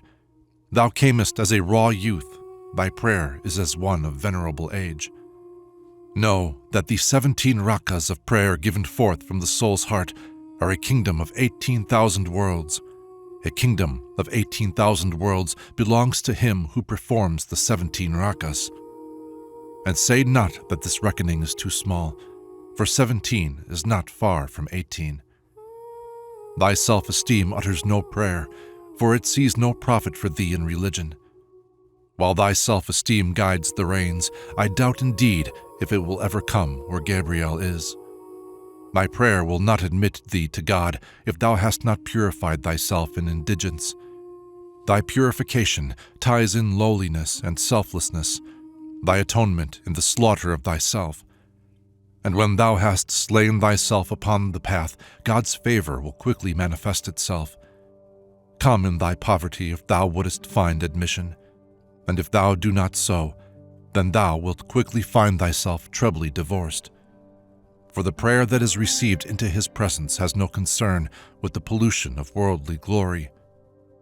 When death drags forth thy life, then from thy indigence there springs true prayer. When thy body has gone to the dust and spirit to the skies, then mayest thou see thy soul engaged, as angels are, in prayer. On the participation of the heart in prayer. At the battle of Uhud, Ali the prince, the impetuous lion, received a grievous wound. The head of the arrow remained in his foot, and he knew that it was necessary to take it out, this being the only cure for him. As soon as the surgeon saw it, he said, "We must cut it open with a knife. To find the arrowhead, a key must be applied to the closed wound." But Ali had no strength to bear the insertion of the forceps. "Let it alone," said he, "till the time of prayer." So when he was engaged in prayer, his surgeon gently took out the arrowhead from his limb, bringing it clear away, while Ali was unconscious of any suffering or pain. Oh, when Ali ceased from prayer, he whom God called friend, he said, "My pain is less. How is that? And why is there all this blood where I have been praying?" Hussein, the glory of the world, splendid above all the children of Mustafa, answered him, "When thou enteredst into prayer, thou wentest up to God, and the surgeon took out the arrowhead before thou hadst finished thy prayer." Said the lion, "By the most great Creator, I knew nothing of the pain of it." O thou who art well known for thy prayers, who art commended before men for thy piety, pray in this wise, and discern the interpretation of the story, or else rise and cease vainly to wag thy beard. When thou enterest into prayer in sincerity, thou wilt come forth from prayer with all thy desire obtained. But if without sincerity thou offer 100 salutations, thou art still a bungler, thy work a failure. One salutation is the same as 200. One prostration in sincerity is worth thy standing erect 100 times, for the prayer that is mere matter of custom is dust that is scattered by the wind. The prayers that reach God's court are those that the soul prays. The mere mimic is ever a mendicant, praying unworthily without intelligence, since he chooses the path of folly. For on this path, prayer of the Spirit is of more account than barren mimicry. When thou callest on God, bring supplication meet for him, that his good pleasure may receive thee. From time to time, divided from the real and bound up in the phenomenal, thou comest to pray the obligatory prayers, calling not on God, without self-abasement, without humility. Thou carelessly performest a rakah or two. Thou deemest it prayer. I marvel if thou art listened to at all. Thou comest before God in thy pride. How shall God hear thee when thou callest? Let thy prayer be free from self, and he will accept it as pure. If it be smirched with self, he will not receive it. The message that the tongue of anguish utters is an envoy from this world of men to him. When it is thy helplessness that sends the messenger, thy cry is, O Lord, and his is, Here am I. As a proud lord marches to the arms of his servants and slaves, so thou layest the load of obligation on him. I am thy friend, sayest thou. Honor be mine. Thou deemest thyself a friend, not a slave. Is this the manner of a man of wisdom? Better were it, O son, that thou offer not such service to him. Go, strive not with him. Without right guidance, man is less than a beast. Whoso is without guidance labors in vain. Have done with this service, thou fool. Never again call thyself a slave. If thou wert mighty in the world, thou wouldest say what Pharaoh did, every word, who in his surpassing fatuity and his supreme insolence and folly, averse from service and submission, drew aside the veil from before his deeds, saying, I am greater than the kings, I am above the princes of the world. All have this insolence and pride. Pharaoh's words are instinct in everyone, but daring not through fear to utter their secret, they hide it away, even from themselves. On failure to pray aright.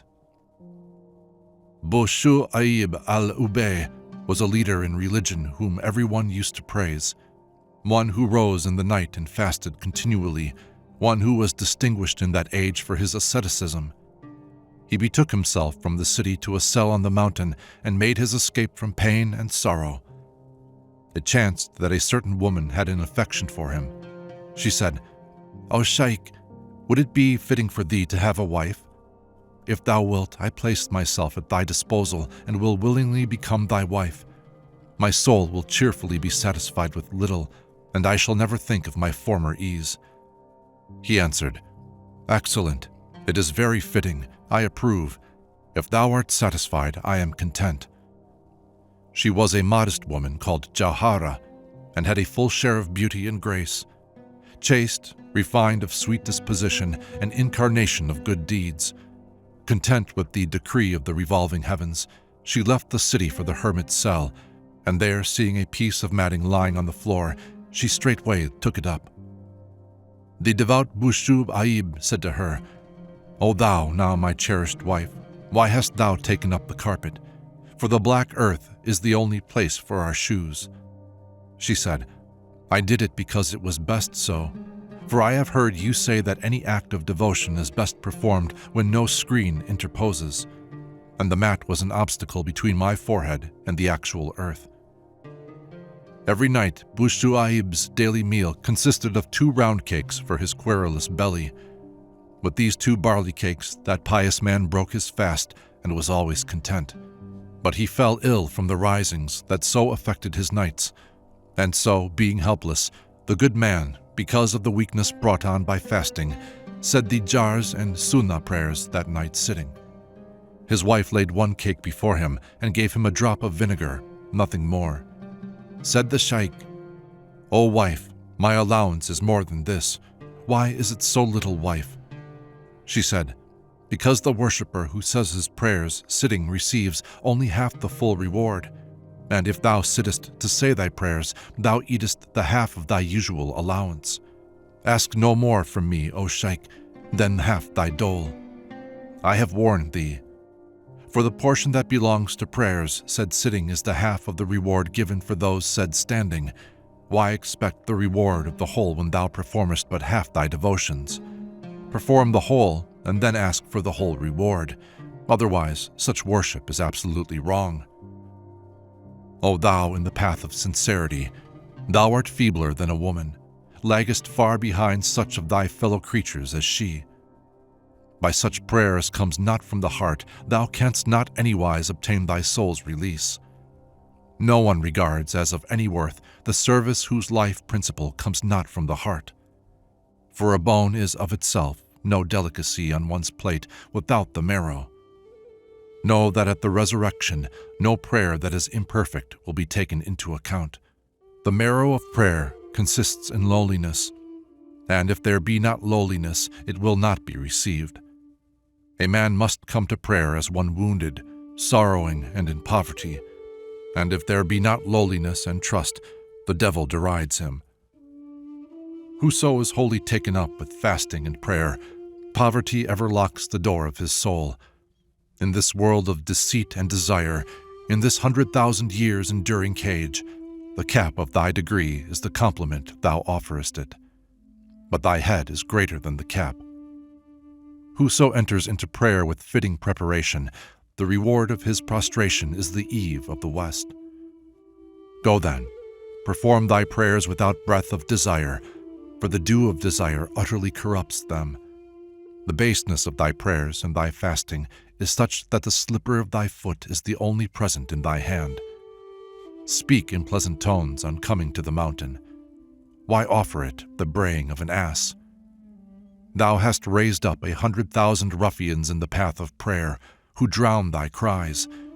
It must needs be that the words of thy prayer come back in their entirety, like an echo from the mountain of the world. On laud and praise. In every mouth the tongue that utters speech becomes fragrant as musk in praising thee.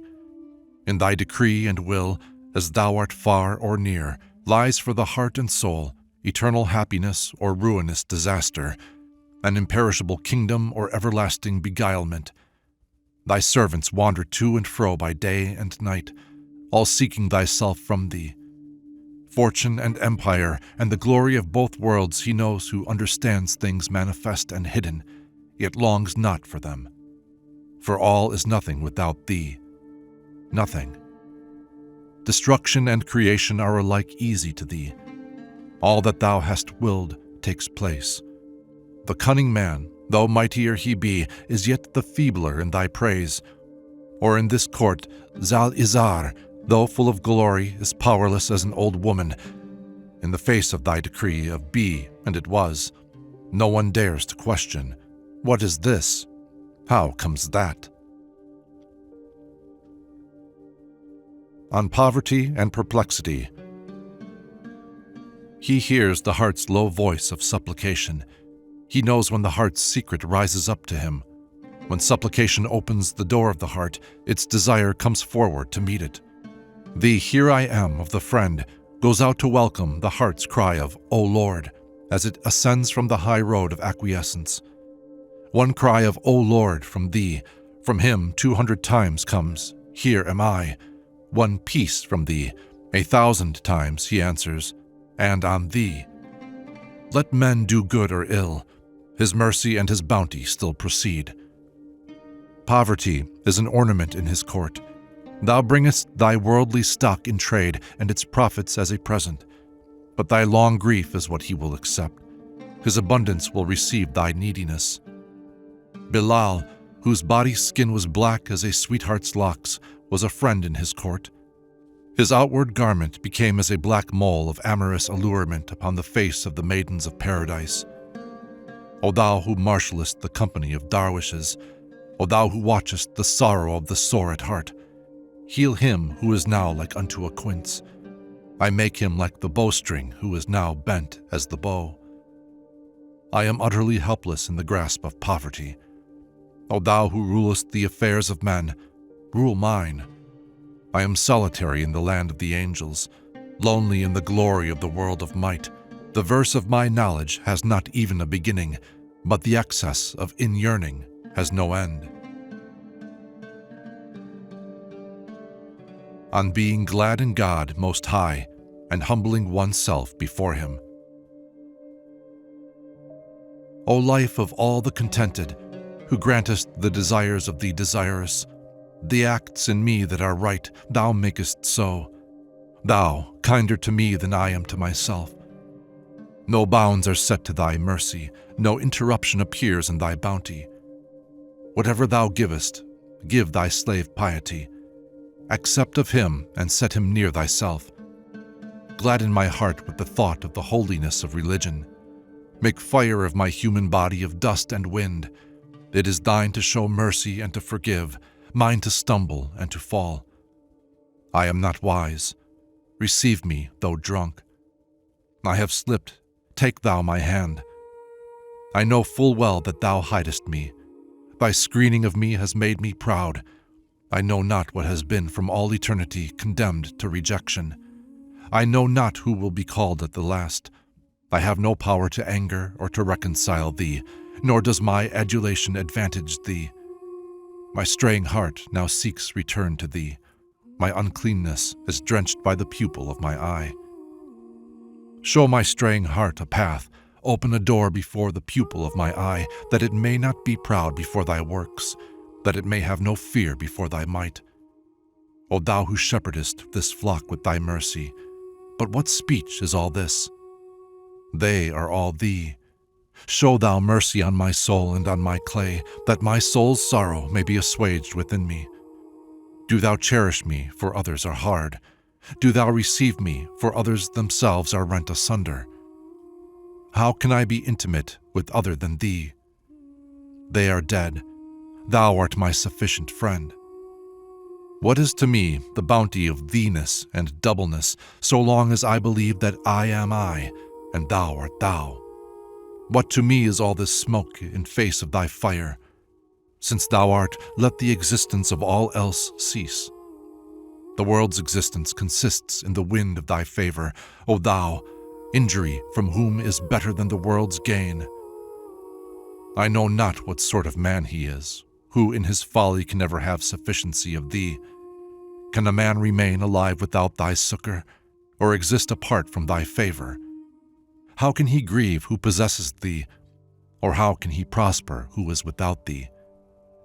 That of which thou saidest, eat not, I have eaten, and what thou forbadest, that have I done. Yet if I possess thee, I am a coin of pure gold, and without thee, I am a mill-wheel's groaning. I am in an agony for fear of death. Be thou my life, that I die not.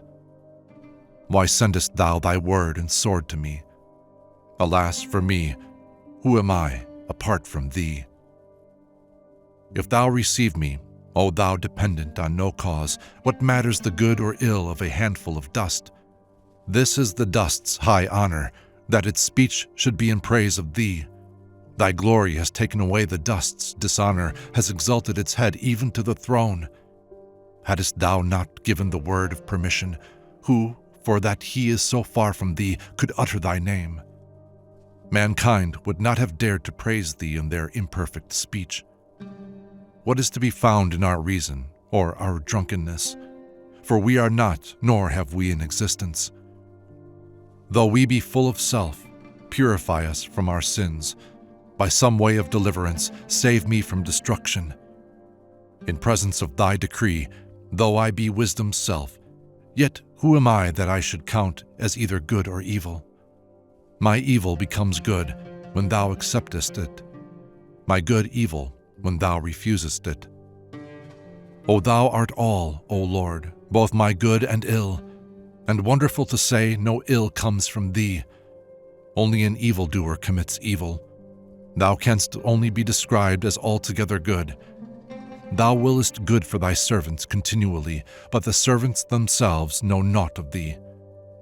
Within this veil of passion and desire, our ignorance can only ask for pardon at the hands of thy omniscience. If we have behaved like dogs in our duty, thou hast found no tigerishness in us. Then pass over our offense. As we stand awaiting the fulfillment of thy promised kindness at the bountiful door of the court of thy generosity, on thy side all is abundance. The falling short is in our works. On his kindness and bounty. O Lord, the enduring, the holy, whose kingdom is not of touch or sense. By thee we conquer, without thee we fail. In thee we are content, apart from thee unsatisfied. Though none amongst us is of any avail, is not thy kindness a sufficient messenger of promise? Thou hast given us our religion, give us a sure belief in it. Though we have the faith, give us yet more. Checkmated on the chessboard of our passions as we are, we thirst for the heavenly valley. None of us can tell the good from ill. Give us what thou knowest to be good. O thou desire of the desirous, O thou the hope of those who hope, O thou who seest what is manifest, who knowest what is hidden, thou surely accomplishest my hope. All my hope is in thy mercy, life and daily bread, all is of thy bounty. From the river of the true religion, give to my thirsty heart a draught full of the light of the truth. Not by wisdom and not by skill can I obtain other intercessor with thee than thyself. All that thy decree has written for me is well. It is not ill. I can dispense with ever thine, all that is, but thou art indispensable to me. Thou receive me, thou in the rose tree of the search, the nightingale of love trills its song of thou art all. The falcon of my glory flies up from the path of lowliness, higher than the cedar tree. He rules empires who presses on towards thee, but whoso makes not for this door, wretched is he. Who shall give me speech but thou? Who shall save me from myself but thou? Thou buyest not perfume and paint and deceit. Save me from all this, O thou who art all. Thou buyest weakness and helplessness and feebleness, but not indolence and stupidity and uncleanness.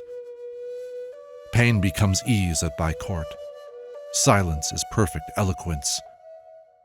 Kill everything, all our desires, passions, follies, and impurities, and for it all, to be received by thee will be sufficient blood money.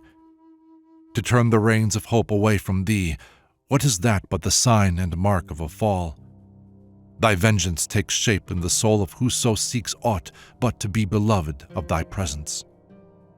O guardian of the mysteries, save our inward nature from the impress which marks the wicked. On turning to God. O Creator of the world, who preservest the soul in beauty, O thou who guidest the understanding to the path of true devotion, in the paradise of the skies they are all raw youths. In thy paradise are those who drink of hell. What are good and ill to me at thy door? What is heaven to me when thou art there? Who can show forth in this deceptive mirror the import of the words, all-knowing and all-powerful? When the heart's blood bores the liver, what is hell? What a baker's live coal? Hell would become heaven through fear of him. How can clay become a brick without a mold? Those who love thee weep in their laughter because of thee. Those who know thee laugh in their weeping because of thee. They rest in paradise who are in thy fire, but the most are contented apart from thee with the maidens of the eyes. If thou send me from thy door to hell, I will not go on foot but on my head. But whoso opposes thy decree, his soul shall hold up a mirror to him because of his recklessness. His standing and his occupation thou givest to everyone. A friend is a snake a friend, if sent by thee. Though threatened with, none will think himself secure, I cannot have enough of thee. Nor do I become bold because of, be not in despair. If thou givest poison to my soul, I cannot mention anything bitterer than sugar.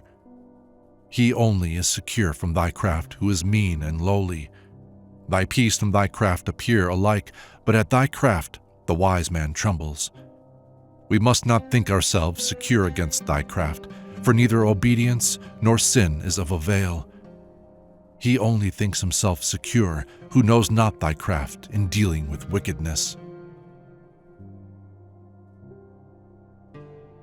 He who trusts in his submission suffers a manifest hurt. An old fox said to another, O master of wisdom and counsel and knowledge, make haste, take 200 dirhams and convey our letter to these dogs. He said, The pay is better than a headache, but it is a heavy and perilous task. When my life has been spent in this venture, what use will your dirhams be then? A feeling of security against thy decree, O God, is, rightly understood, the essence of error. It made both Azazel and Balaam infamous. On devotion to God. Say, grind sleep under the foot of the horseman of thy thought, for this is of thy court.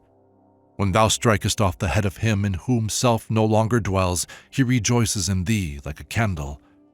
If I have thee, what care I for intellect and honor and gold? Thou art both world and faith, what care I for aught else? Do thou give me a heart, and then see thou my valor. Call me to be thy fox, and see how like a tiger I shall be. If I fill my quiver with thy arrows, I grip Mount Kaf by loins and armpits. Thou art his friend who is not knowledgeless. Thou belongest to him who belongs not to self. No one who regards self can see God. He who looks at self is not one of the faith. If thou art a man of the path and of the true religion, cease for a time to contemplate thyself. O God, omnipotent, forgiving, drive not thy servant from thy door. Make me thy captive. Take away my indifference. Make me athirst for thee. Give me not water. Why should I seek my soul in this or that? My pain itself leads me to thee, my goal. Like an ass without headstall before its greens, thou now beginnest to employ thy worthless life. Thou idly wanderest from city to city. Seek thy ass on that road where thou hast lost it. If they have stolen thy ass from thee in Iraq, why art thou to be seen in Yazid and Rai? Till thou becomest perfect, there is a bridge for thee. When thou hast become perfect, what matters sea or bridge to thee? Let thy burden on this road be thine own right doing and knowledge, and trouble not thyself about any bridge. Make not for the boat, for it is not safe.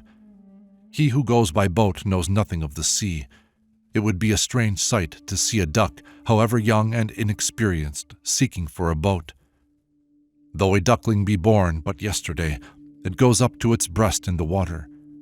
Be thou as a duck, religion the stream. Fear not the fordless sea's abyss. The duckling swims in the midst of the sea of Umam, whence the ignorant boatman turns back. O Lord, for the honor of Adam, confound these fools of the world. That thou maintain thy foot in the path of the eternal, thou wilt hold the sea in thy hand. The surface of the outer encircling ocean is a bridge to the foot that speaks with the eternal. Of his mercy. Malice and rancor are far removed from his attributes, for hate belongs to him who is under command. It is not permissible to speak of anger in respect of God, for God has no quality of anger. Anger and hatred are both due to constraint by superior force, and both qualities are far distant from God. Anger and passion and reconciliation and hatred and malice are not among the attributes of the one sole God. From God the Creator, all is mercy. He is the veiler of his slaves. Of his mercy he gives thee counsel. He draws thee to himself by the kindness of the noose. If thou comest not, he calls thee towards himself. He offers thee paradise in his kindness.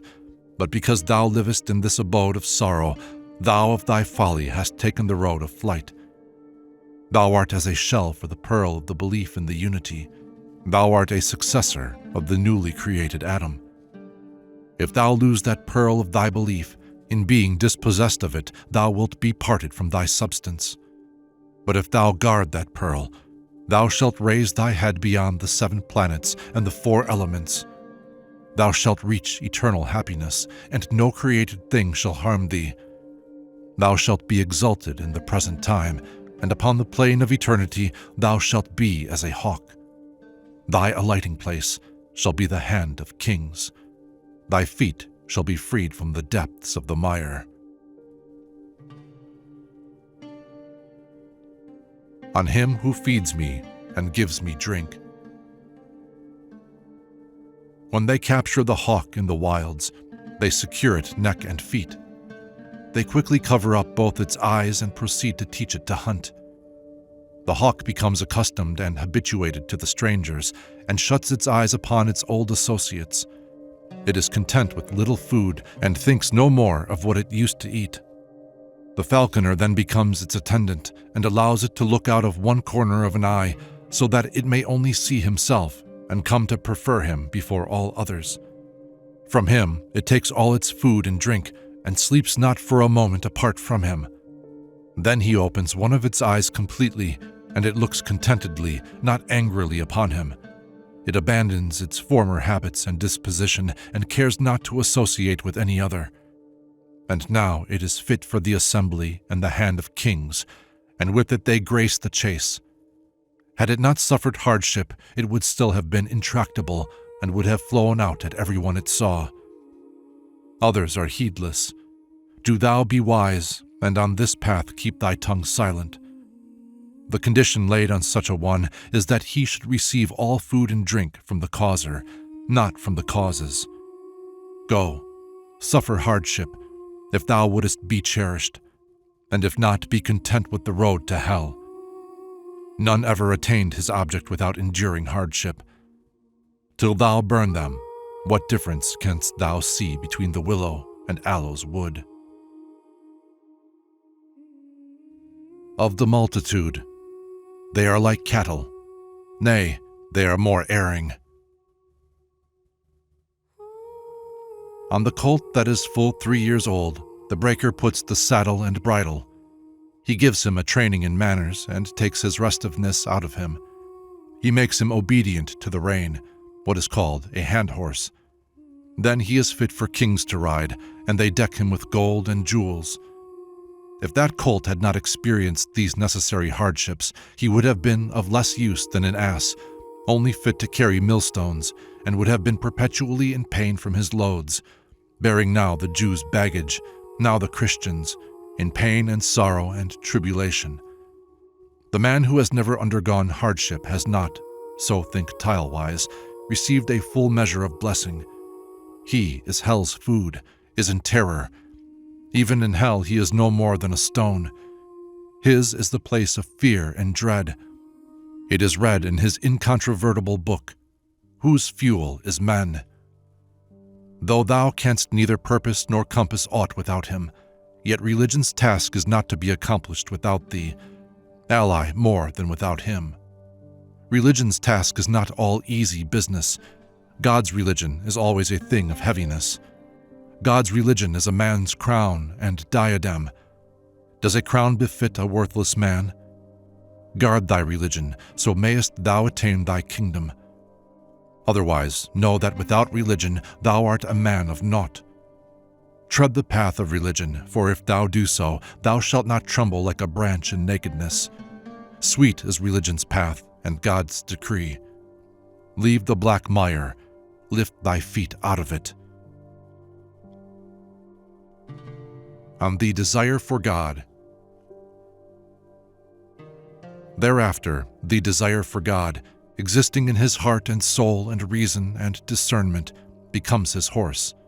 When this creation has become a prison to him, his soul seeks freedom. A fire is kindled within him, which burns up soul and reason and religion. So long as he seeks for love with self in view, there waits for him the crucible of renunciation. Whoso has newly undertaken the way of love, his renunciation is the key of the gate. Desire, when it is joined to its mistress, is gladness, but he who seeks mistress is far from God. The legion of thy pleasures will cast thee into the fire. The following out of thy desire for God will keep thee safe as a virgin of paradise. Then when the soul sets forth from the gate, the old heart becomes new thereat. His form escapes from the bonds of nature. The heart gives back its charge to the spirit. From earth to God's throne comes forth a mighty shout by reason of his soul's progress. The dust raised by the wind of his desire and pain turns woman into man, if it but pass by her. All that would cause him trouble in his way quits the path before him. Before him, the mountains in fear become colored wool for his socks. The fire in him destroys the glory of the sea for the sake of his upward ascent.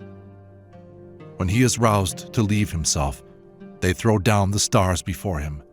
When his eyes see the brightness of the path, the sun seems dark to him by its side. There is no evil or good in that world, no earth or sun or stars. But whoso walks not in love's street, nor in his heart seeks love, for him is made a different heaven. Him they seat upon a different earth. Because of the labor of his search, Gabriel unceasingly bathes his face in the water of life. Understanding is bewildered by his soul's shout. Devils become firewood for the lightning of his horse's hooves. To pursue the path, his pained heart would burn mankind with fire of sighs. None of the contented can know the secret of his sigh. None pious with earthly piety can ever find his footprints.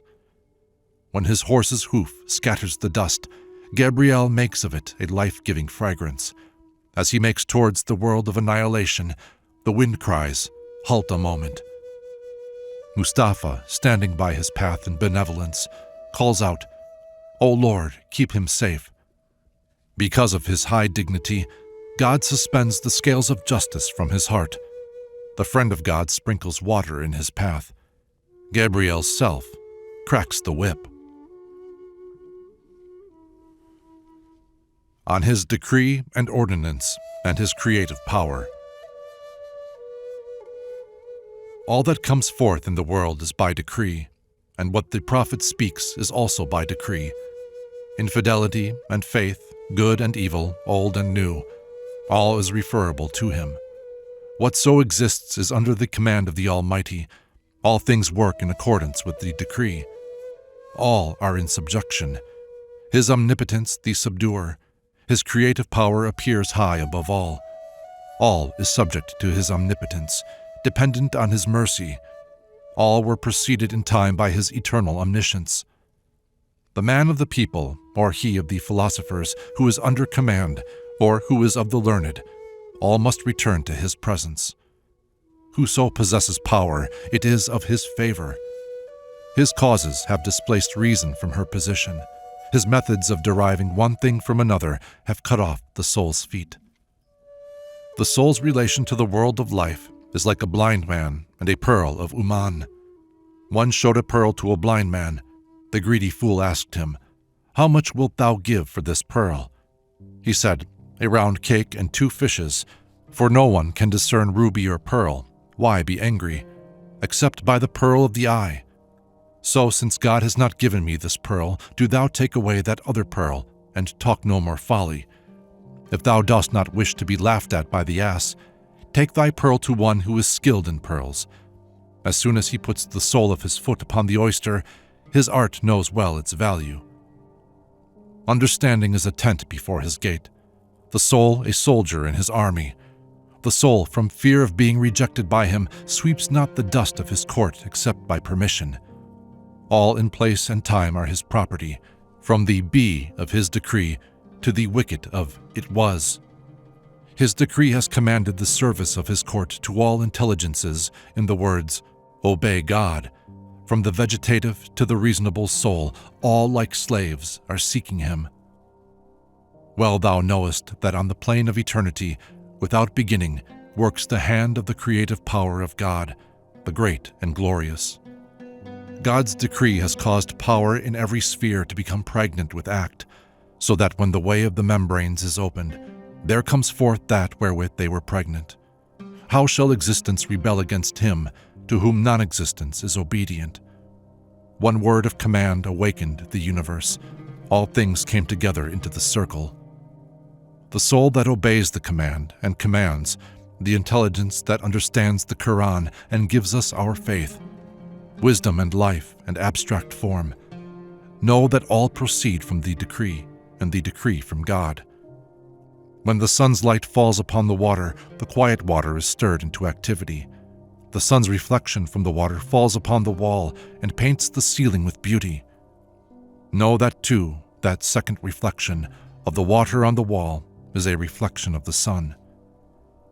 He has caused all things to return to himself, for none can escape from him. All things are, yet all are far from all. Thou hast read in the Qur'an, all things return. From him are evil and good, power and might.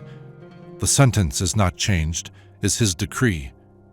His decree changes not. Man can only stand in wonder before it. He is all-powerful to do whatso he shall desire. Whatso he wills, he does, for his is the dominion. He who, invested with his authority, is in his secrets, and he whom he compels to be his slave, all are subjected or exalted according to his decree. Mankind heed not the good or evil. As to whatso has been and whatso shall be, that only can they do which he commands. All that the master has written and set forth, the boy in school cannot but read. If from his records he has written out a certain alphabet, he cannot turn his head away from it. Whether thou existest or not is naught to the workings of God in the path of his might and power. All is God's work. Happy is he who knows it. Reason became the pen, the soul the paper, matter received form, and body was transformed into individual shapes. To love, he said, fear none but me. To reason, know thyself. Reason is ever love's vassal. Love's point of honor lies in scorning life. To love, he said, do thou rule as king. To human nature, he said, live thou in thy household. In sorrow, make the elements thy food, and afterwards take in thy hand the water of life. So that when the reasonable soul has made of it her riches, and expends it in the path of the Holy Spirit, that Holy Spirit rejoices in the soul, and the soul becomes pure as the primal reason. This is the soul's progress from life's beginning to its end. In view of thy religion, to fly from poetry is better, to shatter thy verse as thou wouldest an idol. For religion and poetry, though at present they are on all equality, are utterly foreign to each other. The things that are permitted to us are forbidden to one who is ignorant of both of these. He appreciates the difference between prohibition and permission, who looks on ease in the light of a wound. To remember the words of the all-knowing Lord. Renders easy the accomplishment of the aim. God Most High has said, say, if men and jinns conspired to bring the like of this Qur'an, they could not bring its like, not though they helped each other. And said the Prophet, on whom be mercy and peace, the Qur'an is riches. There is no poverty if it be given, and there is no riches beside it. And he said, peace be upon him, the Qur'an is a medicine for every disease except death. By reason of its beauty and its pleasantness, the discourse of the Qur'an has no concern with clang of voice or travail of the letter. How shall phenomenal existence weigh its true nature, or written characters contain its discourse? Thought is bewildered before its outward shape, understanding stupefied before the secret of its surahs. Full of meaning and beautiful are its words and surahs, ravishing and enchanting is its outward form. From it earth's produce and the sons of the angel world have ever drawn their strength and nurture. In the loosing of perplexities, its hidden meaning is soul's repose and heart's ease. The Qur'an is balm for the wounded heart, and medicine for the pain of the sore at heart.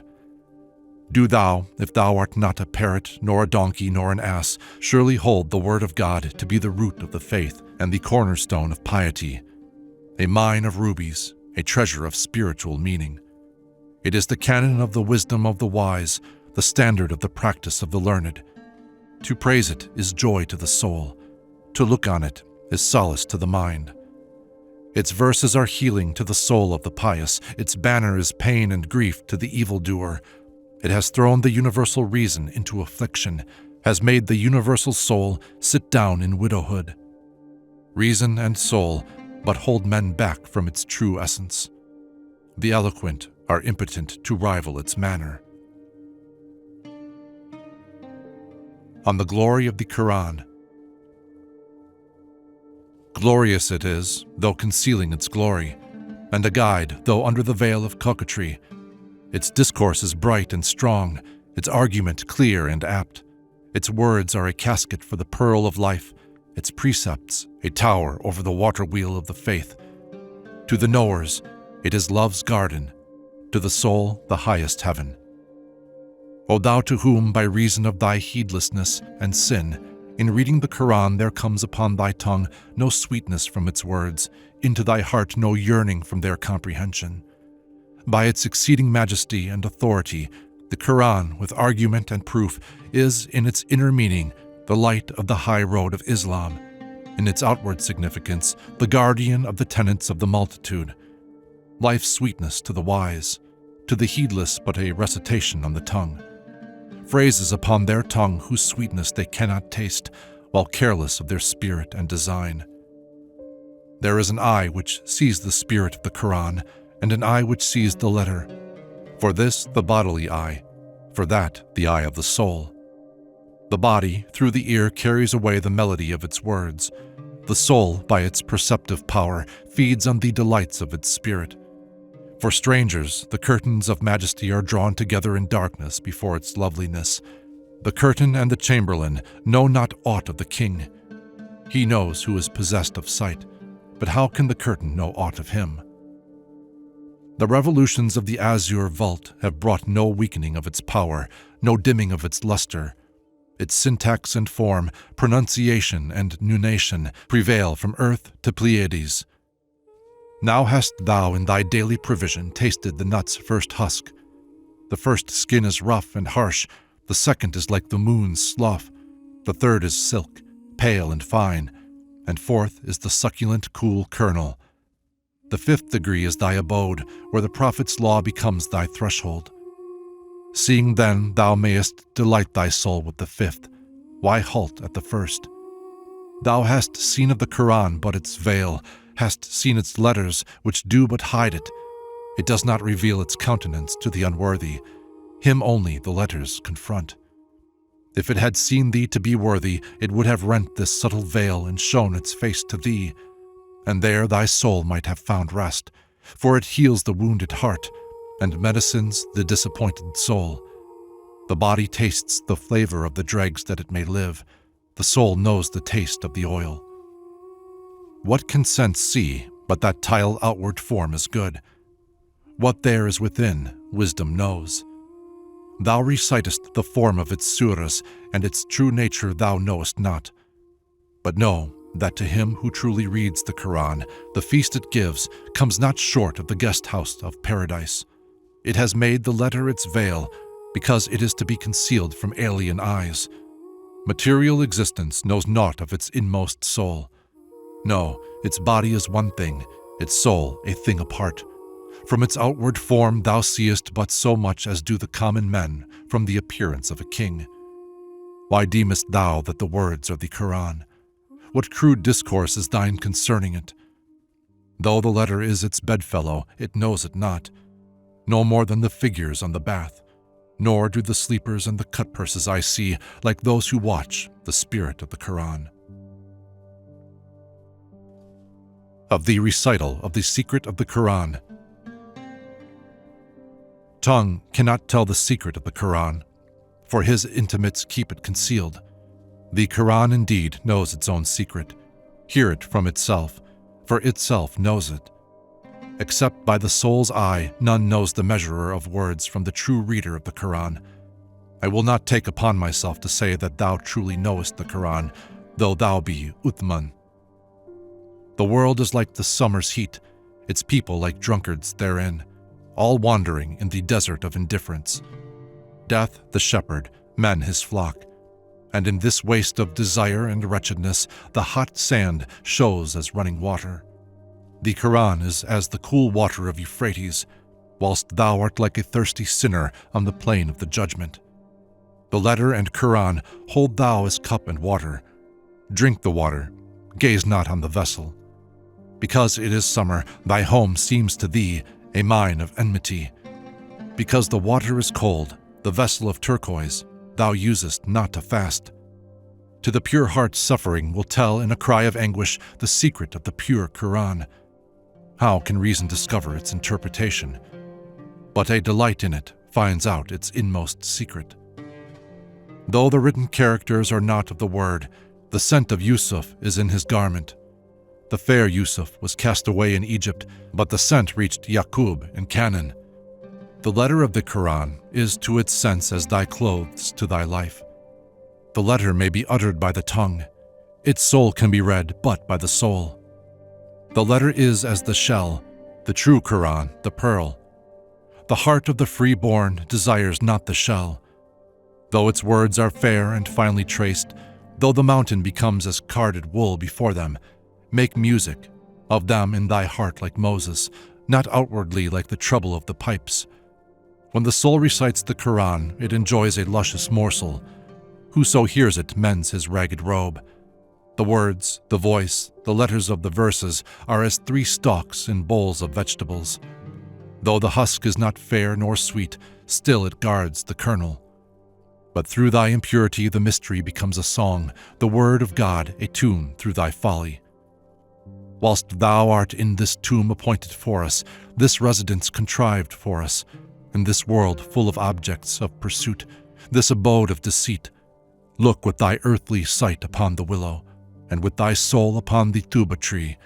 Read with thy tongue the letter, and the sense with thy soul. Sacrifice to honor the Qur'an, thy reason before its discourse. Reason is no guide to its mysteries. Reason is impotent here. Thou art now shameless, deceitful. Thou art not worthy to have the curtain of the mystery drawn aside. Thou knowest naught of this secret, hast not yet arrived at Arafat. So long as thou desirest pleasure and cherishest desire, play as a child. Thou art not a man enough for this. But when wisdom has conquered the world of desire, pure goodness succeeds to evil. The devil of passion flies to hell, and Suleiman regains his ring. The Qur'an's secret routs the demon. What wonder if he flies in terror from the Qur'an? Wait, for when the day of true religion dawns, the night of thought and fancy and sense flies away. When the veiled ones of the unseen world see that thou art stainless, they will lead thee into the invisible abode and reveal to thee their faces. And disclosing to thee the secret of the Qur'an, they will withdraw the veil of letters.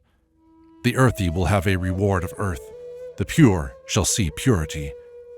An understanding of the Qur'an dwells not in the brain where pride starts up. The ass is dumb as a mere stone, and lends not his ear to the secret of God's word, turns away from hearing the Qur'an and pays no heed to the surah's secret. But if the mind be disciplined of God, it shall discover in the surah the secret of the Qur'an. In the recital of the miracle wrought by the Qur'an. O thou who hast got into thy palm but the ocean's foam, and of thy possessions hast made the semblance of an array, thou hast not laid hold of the pearl's true substance, for that thou art occupied only concerning the shell. Withhold thy hand from these lackluster shells, and bring up the bright pearl from the ocean depths. The pearl without its shell is cherished in the heart. The shell without its pearl is clay to be thrown aside. The pearl's value comes not from the shell. The arrow's value comes from its hitting the mark. He who knows of his own sight the pebbles of the sea bottom will not mistake sheep's dung for pearls of the sea, while he who stands aside on this stream's shore can lay no claim to its shining pearls. The lines of the Qur'an are like unto faith's shore, for it gives you to the heart and soul. Its bounty and its might are as the encircling sea around the soul's world. Its depths are full of pearls and jewels. Its shores abound in aloe wood and ambergris. Knowledge of first and last is scattered from it for benefit of soul and body both. Be pure, that the hidden meanings may appear to thee from out the cage of the letters.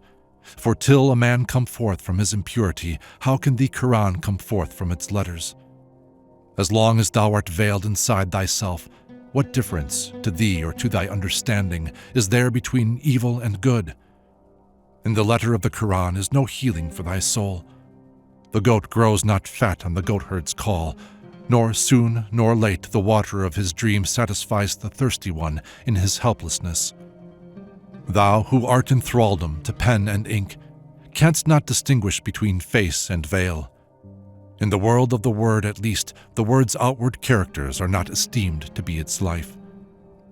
When thou settest foot in that country, he will teach thee the alphabet of sincerity, and when thou shalt recite the alphabet of the faith, thou shalt know Sun and Pleiades for thy father and ancestors. Such is the way of the loyal followers, and such too is the alphabet of the lovers. Dark is the veil on the face of day.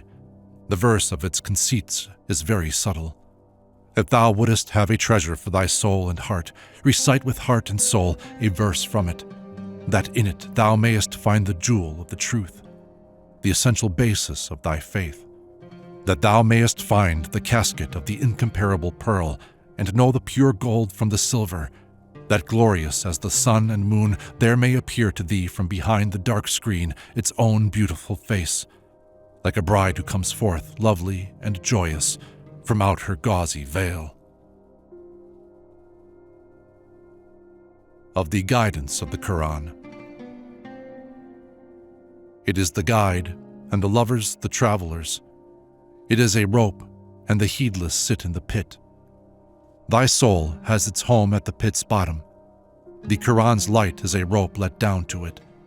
Rise and seize the rope, so thou mayest haply find salvation, else thou art lost in the pit's depth.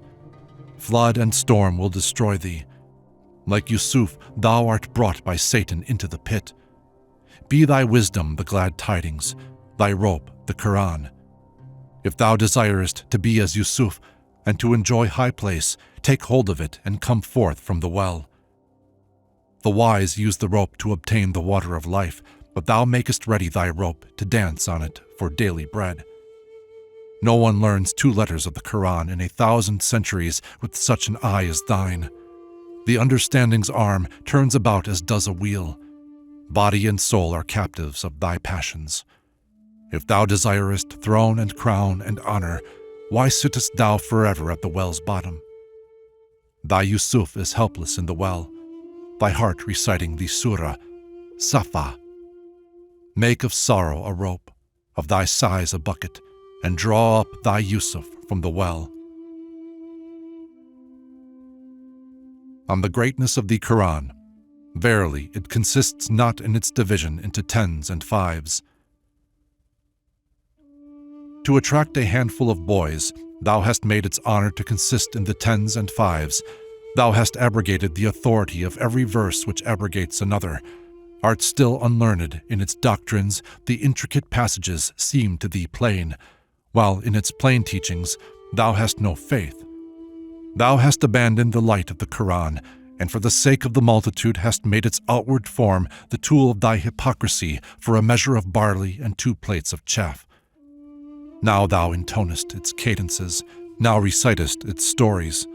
Sometimes thou makest of it a weapon for strife, sometimes in thy irreverence throwest it into disorder, sometimes esteemest it a prodigy, now thou interpretest it according to thine own conjecture, and again determinest to the contrary of that. Now in thy fancy thou takest the conclusion of its passages for the beginning, now absurdly turnest its meaning inside out. Again, thou expoundest it by thine own opinion, and explainest it according to thine own knowledge. Amongst the 30 caskets of the Qur'an, thou wanderest not except with railing. Sometimes thou sayest to a foolish friend, perhaps a lazy cloth weaver, if I write thee a charm, keep it clean, O youth, and soil it not. But there must be a sacrifice in the morning, the blood of a blackbird is required. All this deceit for a dirham or 2, a supper or a breakfast for the belly. Thou hast wasted thy life in folly. What can I say? Begone, and shame to thee. Thou creepest into some mosque or other in thy appetite, thy throat full of wind like a pipe or a bell. Shame on thy religion and thy faith for this appetite. May either wisdom be thy portion, or death. Shame on thee for such a nature, such accomplishments and science. They bring thee no esteem. On the allegations brought forward by the word of God. Wait till the Qur'an shall make complaint of thee before God on the judgment day, and shall say, How much falsehood has this deceitful one, whom thou trustedest, drawn forth from thy truth? Shall say, O God, thou knowest both the manifest and the hidden. Night and day he recited me loudly, and rendered not justice to a single word of me. Neither in grammar, nor meaning, nor pure pronunciation did I ever receive in the mirab my due from him with honesty. He has a good voice when he intones, and his robe of mourning is a pretty blue. But however he boasted his claims in respect of me, he knew not the depth of my meaning. For beyond talk and clamor, this crowd are unable to utter a word. He never pushed forwards his horse towards my private grounds, could not distinguish my face from my veil. When he entered my street, he showed in his discussions no worth, but only worthlessness. He surrendered not his mind and soul to my words, but forced me in the direction of his own decision and desire. Now he wounded me with the sword of his lusts, and again he fettered me in the snare of his passions. Now he brought me to his drinking parties, and again sang me as a song. Sometimes he would recite me by way of profanity, making a noise like an ass in his shamelessness. Now he would break through the frigidity of my words with his amorousness, as a gimlet through wood. Now, like a professional storyteller with his cadences, he would scatter my words abroad to the stroke of his plectrum. O deviser of schemes, I ask for a just decision on the day of judgment against such an affliction. For the sake of blandishment in this transitory abode, sometimes in the crowded street and sometimes at the time of prayer, sometimes by thy words and sometimes by thy voice, thou shinest but to attract admiration. The words that have been polluted by thee, though they be wise, yet are they folly. For though the breeze is pleasant and delightful, yet if it pass over ordure, is not so. Has not God by his command plainly denied his Qur'an to the impure? On the sweetness of the Qur'an. How shalt thou taste the flavor and delight of the Qur'an, since thou chantest it without comprehension? Come forth through the door of the body into the landscape of the soul. Come and view the garden of the Qur'an, that all things may appear before thy soul. What has been, what is, and what shall be, the worlds dry and moist, within and without, whatsoever has been created by Be, and it was, the decrees ordained by him. All will be made plain to thee through it. God's attributes shall obey thee, and shall truly recount their narrations before thee. When the hearer hears God's word, the utterance of it causes him to tremble. Till thou see with the eye of purity, how canst thou recite the surah Ikhlas? A surah like a cypress of Ghatfar, its rhythm like the violets of Tabaristan. The Qur'an's loftiness and sublimity, if thou ask thy preceptor, are as the throne and seat of God. Its letters are the wings of the Spirit, the curtain of the light. Its diacritical points black moles on the cheeks of the virgins of paradise. Regard thou in this wise its outward form, that so thou mayest understand the secret of its surahs, that it may place an alif in thy mind and put ba and ta underneath thy feet, and for the sake of life and wisdom may dispose of thy fair Yusuf for 18 worthless pieces. For in the street of the love of unity and true wisdom, beauty is valued no higher than this. The crucible of desire shall try him, and afterwards he shall be made like gold of the mine. Yet again is the crucible prepared, that in it all fraud and deceit may be melted out. Then when the pure metal becomes soft, it is polished and made an ornament for its possessor's crown, the diadem and crown of every lord of rectitude and faith are such as this. On the hearing of the Qur'an. When the pious reader has set the book with reverence upon his lap, and has recited, "Let no one touch it," over both his hands, for a single copper he gives forth a lusty cry, like a turtle dove for a grain of corn. Hear God's word from God himself, for the labor of the reader is only a veil. The knower hears the word from the truth. The force of his desire denies him sleep. The feelings may be captive to the professional reciter, but love has its songster in the heart itself. Set a mole in thy inmost heart, and not upon thy cheek, for it is thy thoughts are the true index of thy state. The Qur'an tells its secret to the discerning thought. Turn and twist and pause are only matters of the voice, and whatso are matters of voice and written character and sound reside outside the gate. If there were any meaning in its song, a nightingale would not be sold for 2 coppers. Seek for the essence of the matter in the meaning, not in the written words. Thou wilt find no scent in a picture of ambergris. The time of waiting in this transitory world deem but color to the eye and sound to the ear, but the session of the soul is a place where hearing is not and song is silenced there. How shall love deem worthy notice a sweet that can be tasted? Make not thy soul glad with song, for song brings no memories but of heaviness. The friend who becomes thy friend at the bridge, take him not away from the water with thee. Either drown him in thy hatred or put him underground, and then rest happy. But in love, to bear the burden of its commands, whether good or whether evil, is wisdom. Give to the flames the gifts of the material world. In thy smiling heart place instead of smiles a cry of lamentation. And when one of smiling heart gives forth a plaint, seize him by the foot and drag him off to hell. Knowest thou not, thou monster, that all those devils of thy lower nature, by using 100 tricks and frauds and deceits, will break forth within thee, till thy reason and sense desert thee?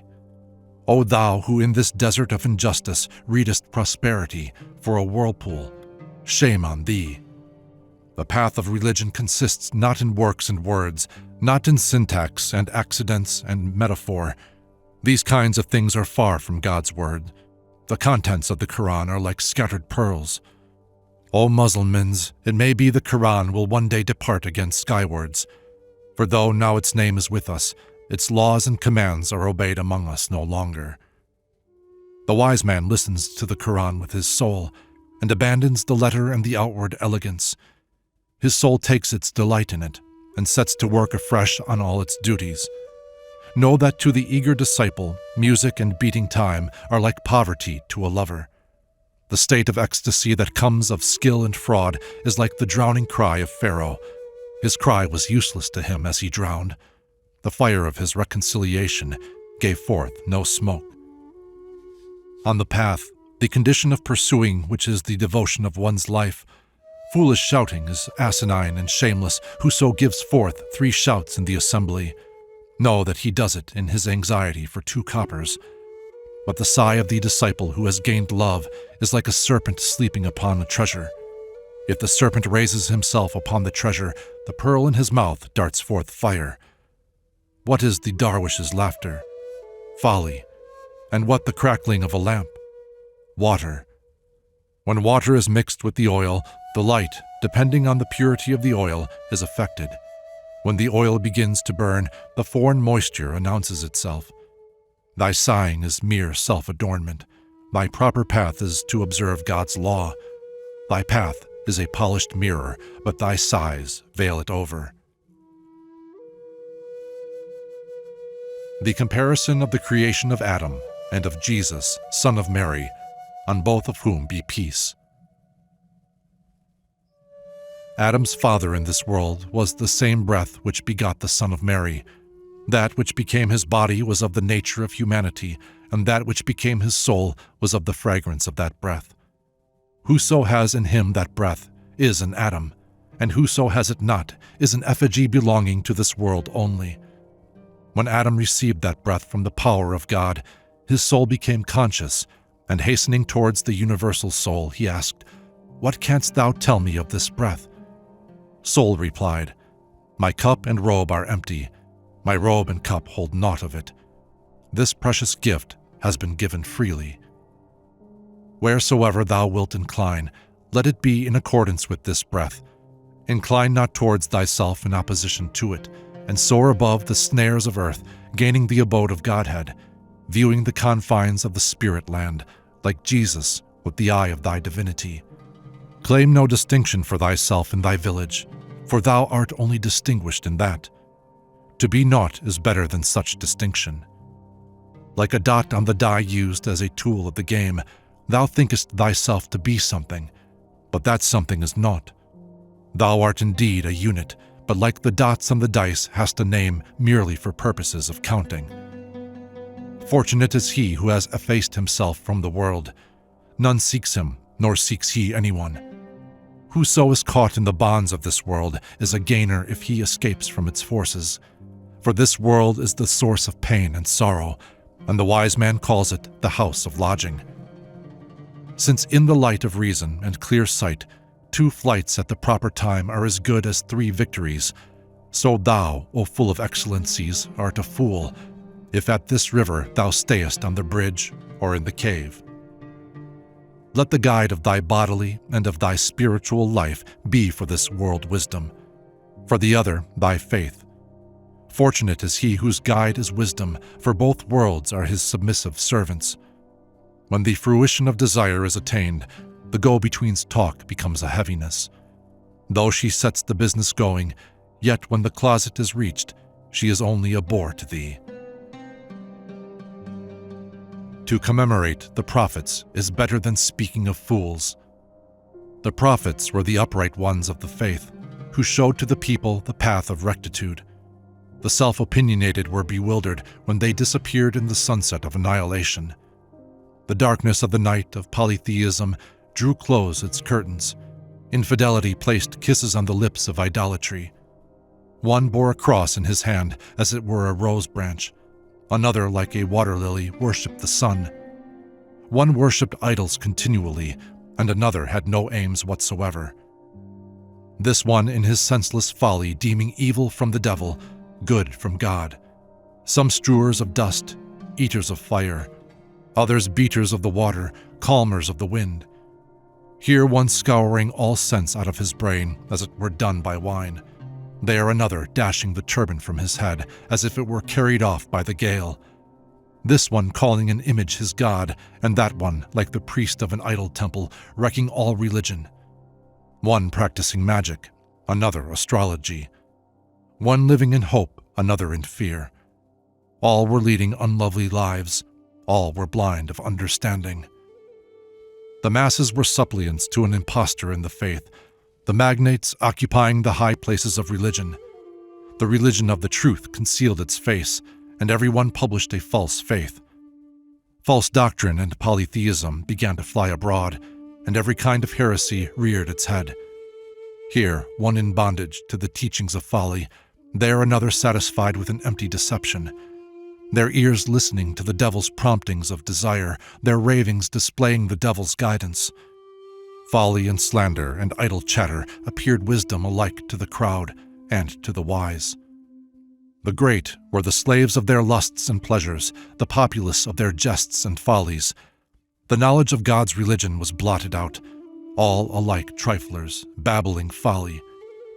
Under pretense of knowledge, each sought his own glory, and under cover of such knowledge, each hid his reason. From fear of imposture and magic, the virtues hid themselves, like the Alif in Bisim. When the great withdrew to their houses, the people returned to their impieties. One followed the path of Moses, Jesus the leader of another. The faith of Zoroaster proclaimed itself, the veil of mercy was torn to pieces. The land of Turan and kingdom of Iran were each laid waste by the other's violence. The Ethiopians advanced towards Yathrib. The elephant and Abraha were routed by the birds. The house of the Kaaba, seized by the stranger, became an idol temple. The world was full of stupidity and fraud. The man of wisdom found the path of religion difficult. In this world of the lost ones, Dog and ass raised their voices every morning. It was a world full of the vile and worthless, Utbah and Shaiba, and the cursed Bujal, a world full of devil-like beasts of prey, 100,000 paths with pits in the way, and all men blind. Ghouls on either hand, in front a monster. The guide blind, his companion lame. Disabled by their ignorance and the heaviness of sleep, the scorpion of their folly wards off from them the knowledge of their danger. Since somewhat has been said of the unity, I will now speak of the glory of the prophets, especially the praise of the last of the apostles, the best and choicest of God's messengers. The end.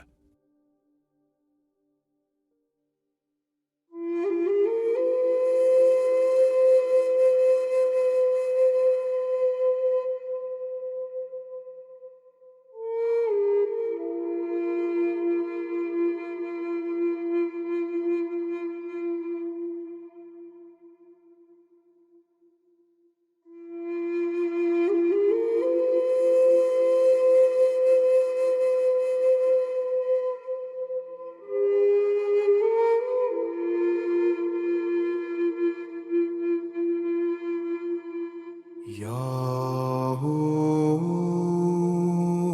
dar pishe dond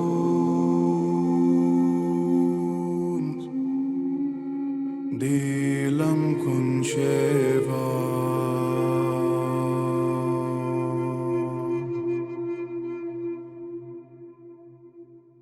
jananam baraya